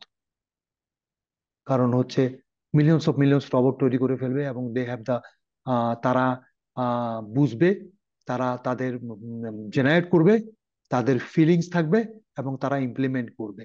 কিন্তু এখনকার রোবটে যেটা হচ্ছে, রোবটের কতগুলো রুলস আছে, যে robot will not do harm to the human, robot will exist, her existence, his existent, এবং যদি এমন হয় যে হিউম্যান বিংকে ক্ষতি হচ্ছে, they will destroy their self, not the human being.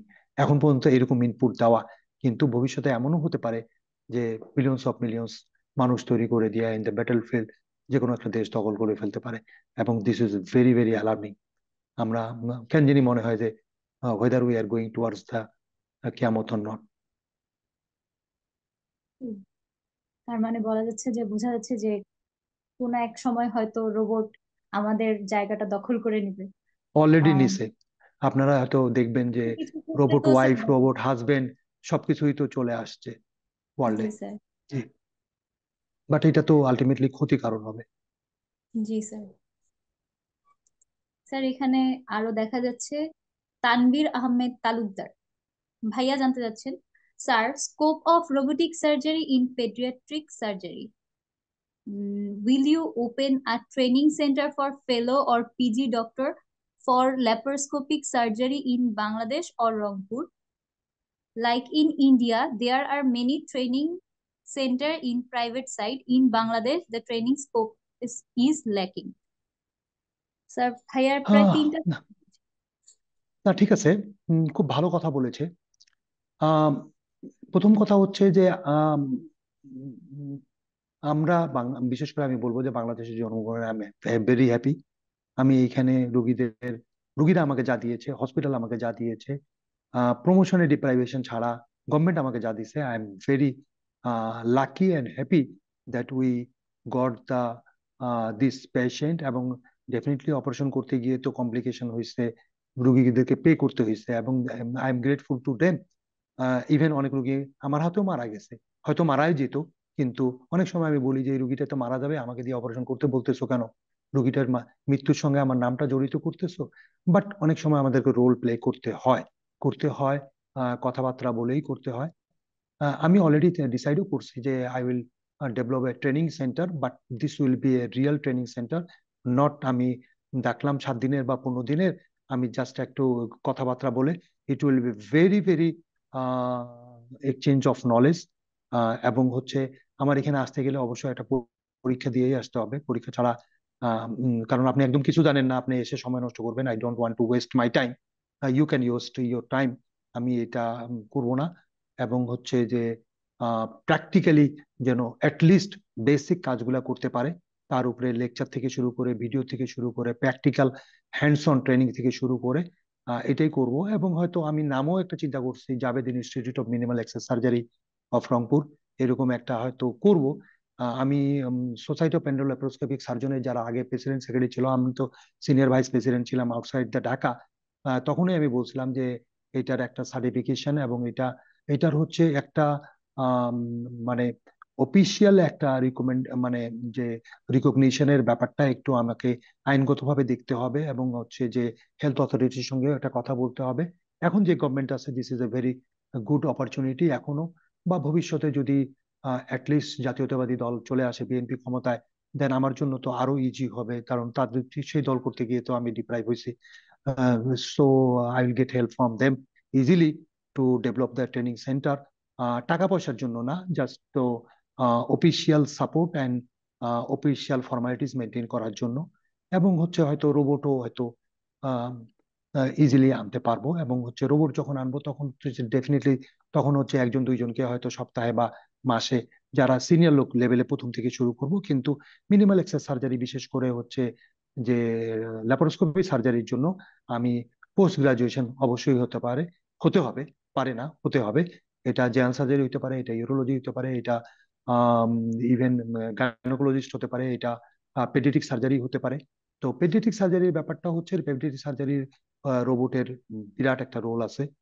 এবং পেডিয়াট্রিক সার্জারি আমি বলতে ভুলে গেছি, this is more than the general surgery, pediatric surgery রোবটের রোল আছে। কিন্তু পেডিয়াট্রিক সার্জারিতে আমি এখানে যদি ট্রেনিং হ্যান্ডস অন করতে পারবে, কিন্তু আমি পেডিয়াট্রিক সার্জারি পেশেন্ট পাবো না। তো হ্যান্ডস অন ট্রেনিং পেডিয়াট্রিক সার্জারিটা আমরা পাই না তা না, খুব রেয়ার পাই, আমরা অনেক সময় হয়তো পাই। বাট ওখানে আমরা ডিফারেন্সটা বলে দেবো, পেডিয়াট্রিক সার্জারিতে কত পোর্ট সাইজ কি হবে, অ্যাঙ্গুলেশন কি হবে, এগুলো আমরা ডিফারেন্ট, কিন্তু হ্যান্ডস অন ট্রেনিংটা ওখানে একটু ল্যাকিংস হবে। জি স্যার, আমরাও আশাবাদী খুব শীঘ্রই স্যার আপনার ইনস্টিটিউটটা চালু হোক, আমরা এটাই চাই। তাহলে স্যার আমাদের নতুন প্রজন্মের জন্য অনেক বড় একটা শিখার একটা জায়গা তৈরি হবে, আমরা আশাবাদী এই বিষয়ে। স্যার, আগামী 10 বছরে সার্জারিকে কোথায় দেখতে চান? সার্জারি প্রগতি সম্পর্কে স্যার যদি বলতেন যে আমি এই পর্যন্ত দেখতে চাই।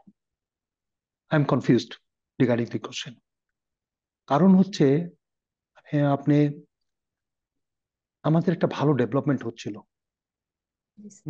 এখন যে আপনি যে প্রবলেমটা ক্রিয়েট হচ্ছে পেশেন্ট অ্যান্ড ডক্টরদের, এটা বিকজ অফ দ্য পলিটিক্যাল কারণে।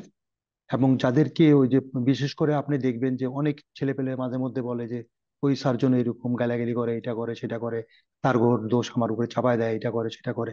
I never blame our team বা আমার অ্যাসিস্ট্যান্টকে আমি কখনো ব্লেম করি না একটা কমপ্লিকেশন হইলে। আমি অনেক সময়, আমি একটা সেমিনারে প্রেজেন্ট করেছিলাম, এবং প্রেজেন্ট করতে গিয়ে আমি দেখাইছিলাম যে আমি কি কি মানে অঘটন ঘটাইছি, মানে what I have done in surgery, I complicate the surgery. এবং আমি ওখানে বলেছিলাম, this all fault of mine, it is not my assistant. অনেক সার্জন আছে অ্যাসিস্ট্যান্ট থেকে গালাগালি করতে থাকে, দূরের উপরে রাখে। আরে ভাই, অপারেশন করতেছেন আপনি, আপনি ওকে যা বলবেন ও তো আপনার কথা শুনতেছে। আপনার কথা যদি আপনি বলেন যে ডাইনে এইদিকে টান, ও যদি ডাইনে না টানি বামে টানে, তাহলে আপনি বকা দিতে পারেন। আদারওয়াইজ আপনি এর চেয়ে বেশি, হ্যাঁ তুমি বোঝো না, এটা করো না, ওইটা করো না, আমাকে বুঝাই দিতে হবে। কারণ হচ্ছে সে একটা জিনিস বুঝতে গেলে তার তো মিনিমাম 2 3 4 5 বছর একটা অ্যাসিস্ট্যান্ট তৈরি করা, ইট ইজ নট সো, এটা জোকস না। এটা হচ্ছে একটা অ্যাসিস্ট্যান্ট, ভালো অ্যাসিস্ট্যান্ট তৈরি করা, and he or she will be the best surgeon in the Bangladesh. তো আগামী 10 বছরে আপনি যে গত 15 বছরে যে প্রমোশন গুলা হয়েছে, যাদেরকে মেন্টর তৈরি করা হয়েছে, তাদের সম্বন্ধে আমার আই হ্যাভ এ ডাউট, সোজা কথা। তারা যখন প্রোডাক্ট তৈরি করবে, আপনি ছাগলের বাচ্চা ছাগলে হবে, বাঘের বাচ্চা বাঘ হবে, সোজা কথা। আপনি ছাগলকে দিয়ে বা বাচ্চা তৈরি করতে চাবেন এবং আপনি বলবেন যে আমার বাঘের বাচ্চা তৈরি হচ্ছে না কেন, এটা হবে না। So there should be a reform. এবং ওয়ার্ল্ডের সব জায়গায় এক্রিডিটেশন সিস্টেম আছে। সিস্টেম হচ্ছে যে আপনি, আমাদের দেশে তো আপনি যখন একটা এফসিপিএস অথবা এমএস করে নিলেন, আপনি মরার আগ পর্যন্ত আপনি মনে করেন যে এটা পেয়ে গেলেন। নো, আপনাকে 3 4 বছর 5 বছর পরে আপনাকে একটা পরীক্ষা দেওয়া উচিত যে আপনার নলেজটা ঠিক মতো আছে কিনা, আপনি ফিজিক্যালি ফিট আছেন কিনা, আপনার স্কিলনেস ঠিক আছে কিনা। কারণ you are giving service to the patient. আপনি দেখতেছে আপনি চলতেই পারতেছেন না, ইউ আর ডুইং অপারেশন, কারণ আপনি ফিজিক্যালি ফিটই না।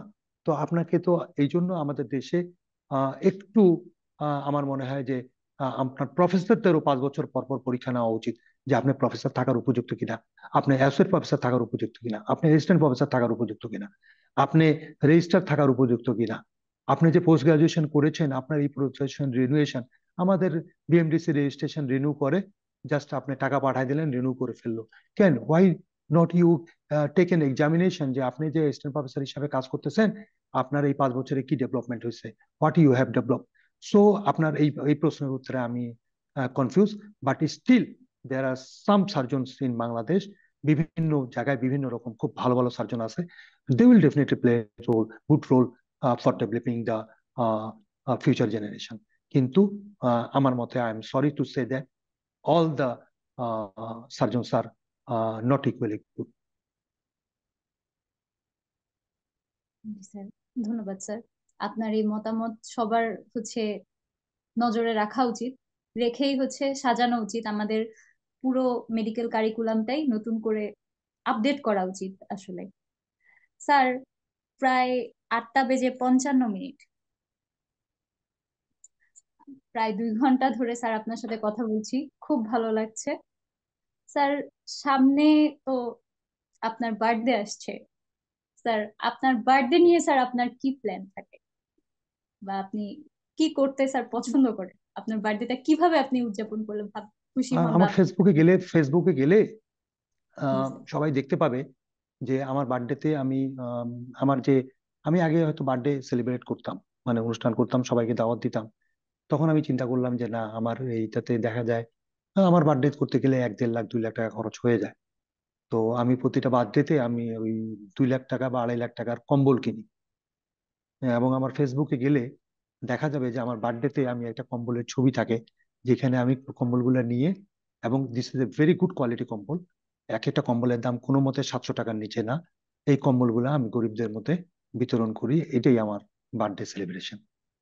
মানে মানুষের উপকার করতে স্যার খুব ভালো পছন্দ করেন, এন্ড মানুষের সাথে স্যারের না না, বার্থডেটা। এটা তো আপনার দোয়া লাগে, এটা তো আপনার দোয়া লাগে। আপনি যে লোকটা ঠান্ডা থেকে, আপনাকে দোয়া দিতে হবে না, যে লোকটা ঠান্ডা থেকে আপনার যে একটা কম্বলটা গায়ে দিয়ে যে গরম পাচ্ছে, ইট ইজ দ্য ব্লেসিং, এবং এটাই আপনার দোয়া।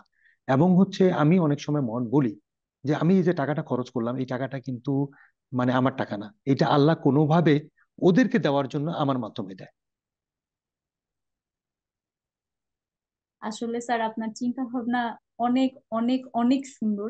আমরা যারা আজকে এই প্রোগ্রামটায় আছি সবাই দেখছি, যারা আছে আমাদের সাথে, এই ধরনের চিন্তা ভাবনা মন মানসিকতা সবারই থাকা উচিত। সবার আপনার কাছ থেকে শিক্ষা নেওয়া উচিত। স্যার, আমরা অনেকক্ষণ সময় ধরে স্যার আপনার সাথে গল্প করলাম। অনেক অনেক ধন্যবাদ স্যার, এত ব্যস্ততার মধ্যে আমাদেরকে এতগুলো সময় দেওয়ার জন্য। আপনার সাথে কথা বলতে পেরে স্যার খুবই ভালো লাগছে। অনেক ধন্যবাদ স্যার আপনাকে। তোমাদেরকে ধন্যবাদ আমাকে আম, এই সুযোগ দেওয়ার জন্য। আমার যতই ব্যস্ততা থাকুক, আমি টিচিং, ট্রেনিং এবং ভালো কাজের জন্য I have A lot of time.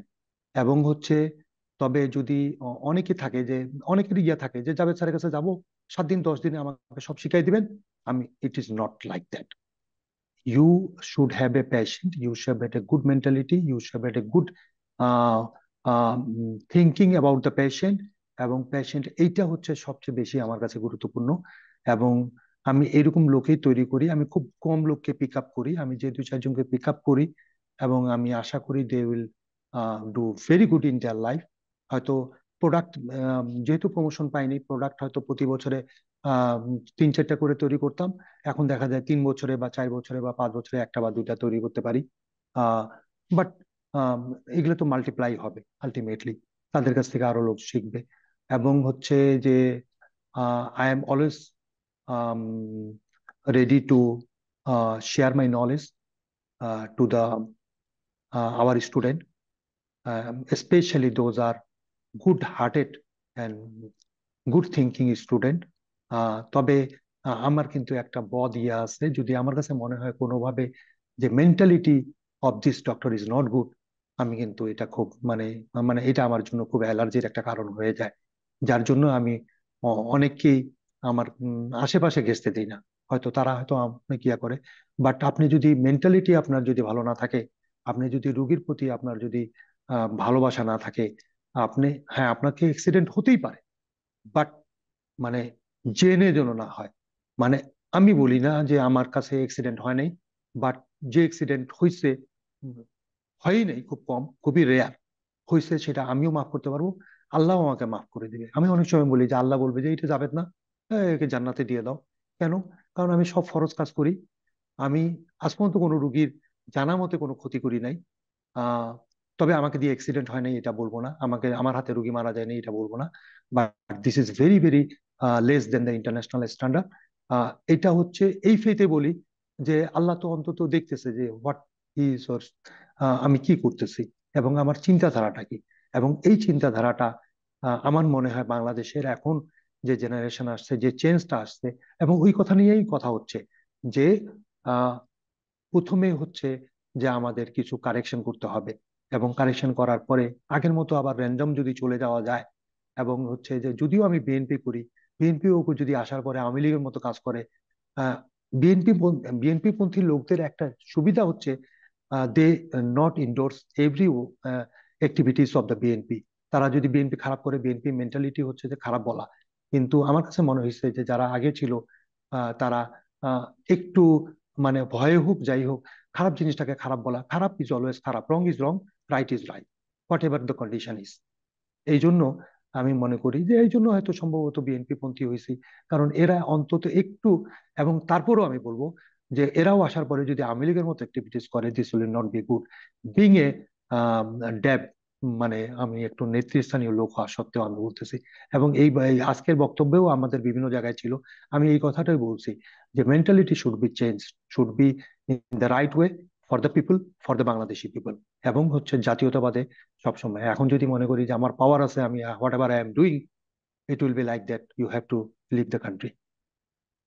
G sir, আসলেই যেটা ঠিক সেটাকে ঠিক বলা, আর যেটাকে ভুল সেটাকে ভুল বলার মেন্টালিটি সবার থাকা উচিত।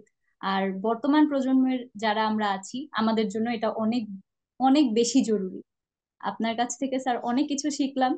অনেক অনেক ধন্যবাদ স্যার। আপনি আসলে কি বলবো স্যার, মানে আমি ভাষা হারিয়ে ফেলেছি। Thank you so much thank sir. You, thank you, thank তোমাদের সঙ্গে কানেক্ট হতে পারে এবং আমার বক্তব্যগুলো আমি রাখতে পেরে। But I have respect for every people, including those, মানে যাদেরকে আমি বলছি যে যারা প্রমোশন পাইছে, তাদের প্রতিও রেসপেক্ট আছে। বাট জাতির জন্য আমাদেরকে চিন্তা করতে হবে এবং ফিউচারের জন্য চিন্তা করতে হবে। আমি তো অনেক সময়, আমাকে এক সার্জন বলতেছিল, স্যার ওই যে যে একটা অ্যাক্সিডেন্ট হলো, এই যে আমাদের যে ডাক্তার সাহেব মারা গেল, আম, একজন ডাক্তার বললো যে আমাদের এক প্রফেসর বলতেছে, স্যার আমার যদি অ্যাক্সিডেন্ট হয় আমি কি বলবো? তুমি মরে যাবা তুমি। তো বলে যে কেন? তো আমি বললাম যে তুমি যে যে তৈরি করছো সেটা এখানে মারা যাবা। তো বলে যে আপনি। তো আমি বলছি যে আমি যদি কোনো কিছু হয়, that I have a 2 or 3 person, you have to contact that person. এবং এটা সবসময় যে তারা যেভাবে ইনস্ট্রাকশন দিবে সেইভাবে চলবে। সো লাইফ এন্ড ডেথ, এটা পৃথিবীতে যখন আসছি মারা যেতেই হবে। What you are doing, it will remain in you, আল্লাহর কাছেও থাকবে এবং হচ্ছে আমাদের মানুষের কাছেও থাকবে। দিস ইজ, আর আফটার অল সবাই কিন্তু আমরা মানুষ। আমি ডাক্তার হইলে আমি যে একটা আলাদা কিছু তা না, আমি ম্যানেজমেন্ট হইলে যে আমি আলাদা কিছু না। আপনি সবাই মানুষ, এক সময় সবাইকে মরতে হবে, এবং মরার পরে কিন্তু সবার জায়গা ওই ছোট্ট ঘরে। এটা এটা মনে রাখতে হবে, এটা কখনো যদি ভুলে যায় কেউ, দ্যাট উইল বি রং। এটা সবার ক্ষেত্রে প্রযোজ্য। জি স্যার, ধন্যবাদ স্যার। মানুষের মতো মানুষ হতে হবে, এটাই আসল শিক্ষা আমাদের। আহ অনেক ধন্যবাদ স্যার আপনাকে, এবং আমাদের সাথে এতক্ষণ ধরে যারা যুক্ত ছিলেন সবাইকে অনেক ধন্যবাদ। স্যার, আপনি আমাদের জন্য দোয়া করবেন যাতে আমরা আপনার যে আদর্শ আছে সেটা সামনে আগিয়ে নিয়ে যেতে পারি, আর আমরা আপনার কাছ থেকে আরো অনেক কিছু শিখতে চাই। রোবোটিক সার্জন হিসেবে আপনি প্রথম বাংলাদেশে, এরকম জানি আরো অনেক রোবোটিক সার্জন তৈরি হয়। আমরা সেই লক্ষ্য যাতে অর্জন করতে পারি। স্যার, আমাদের জন্য অনেক দোয়া করবেন। অসংখ্য ধন্যবাদ স্যার। আমাদেরকে শুভরাত্রি। ধন্যবাদ, যারা কানেক্টেড ছিল তাদেরকে ধন্যবাদ। আর হচ্ছে বিজয় দিবসের ফাইনালি শুভেচ্ছা জানিয়ে আমি বিদায় নিচ্ছি। ধন্যবাদ সবাইকে। ধন্যবাদ স্যার। আসসালামু আলাইকুম। আমি লিভ করলাম, জি।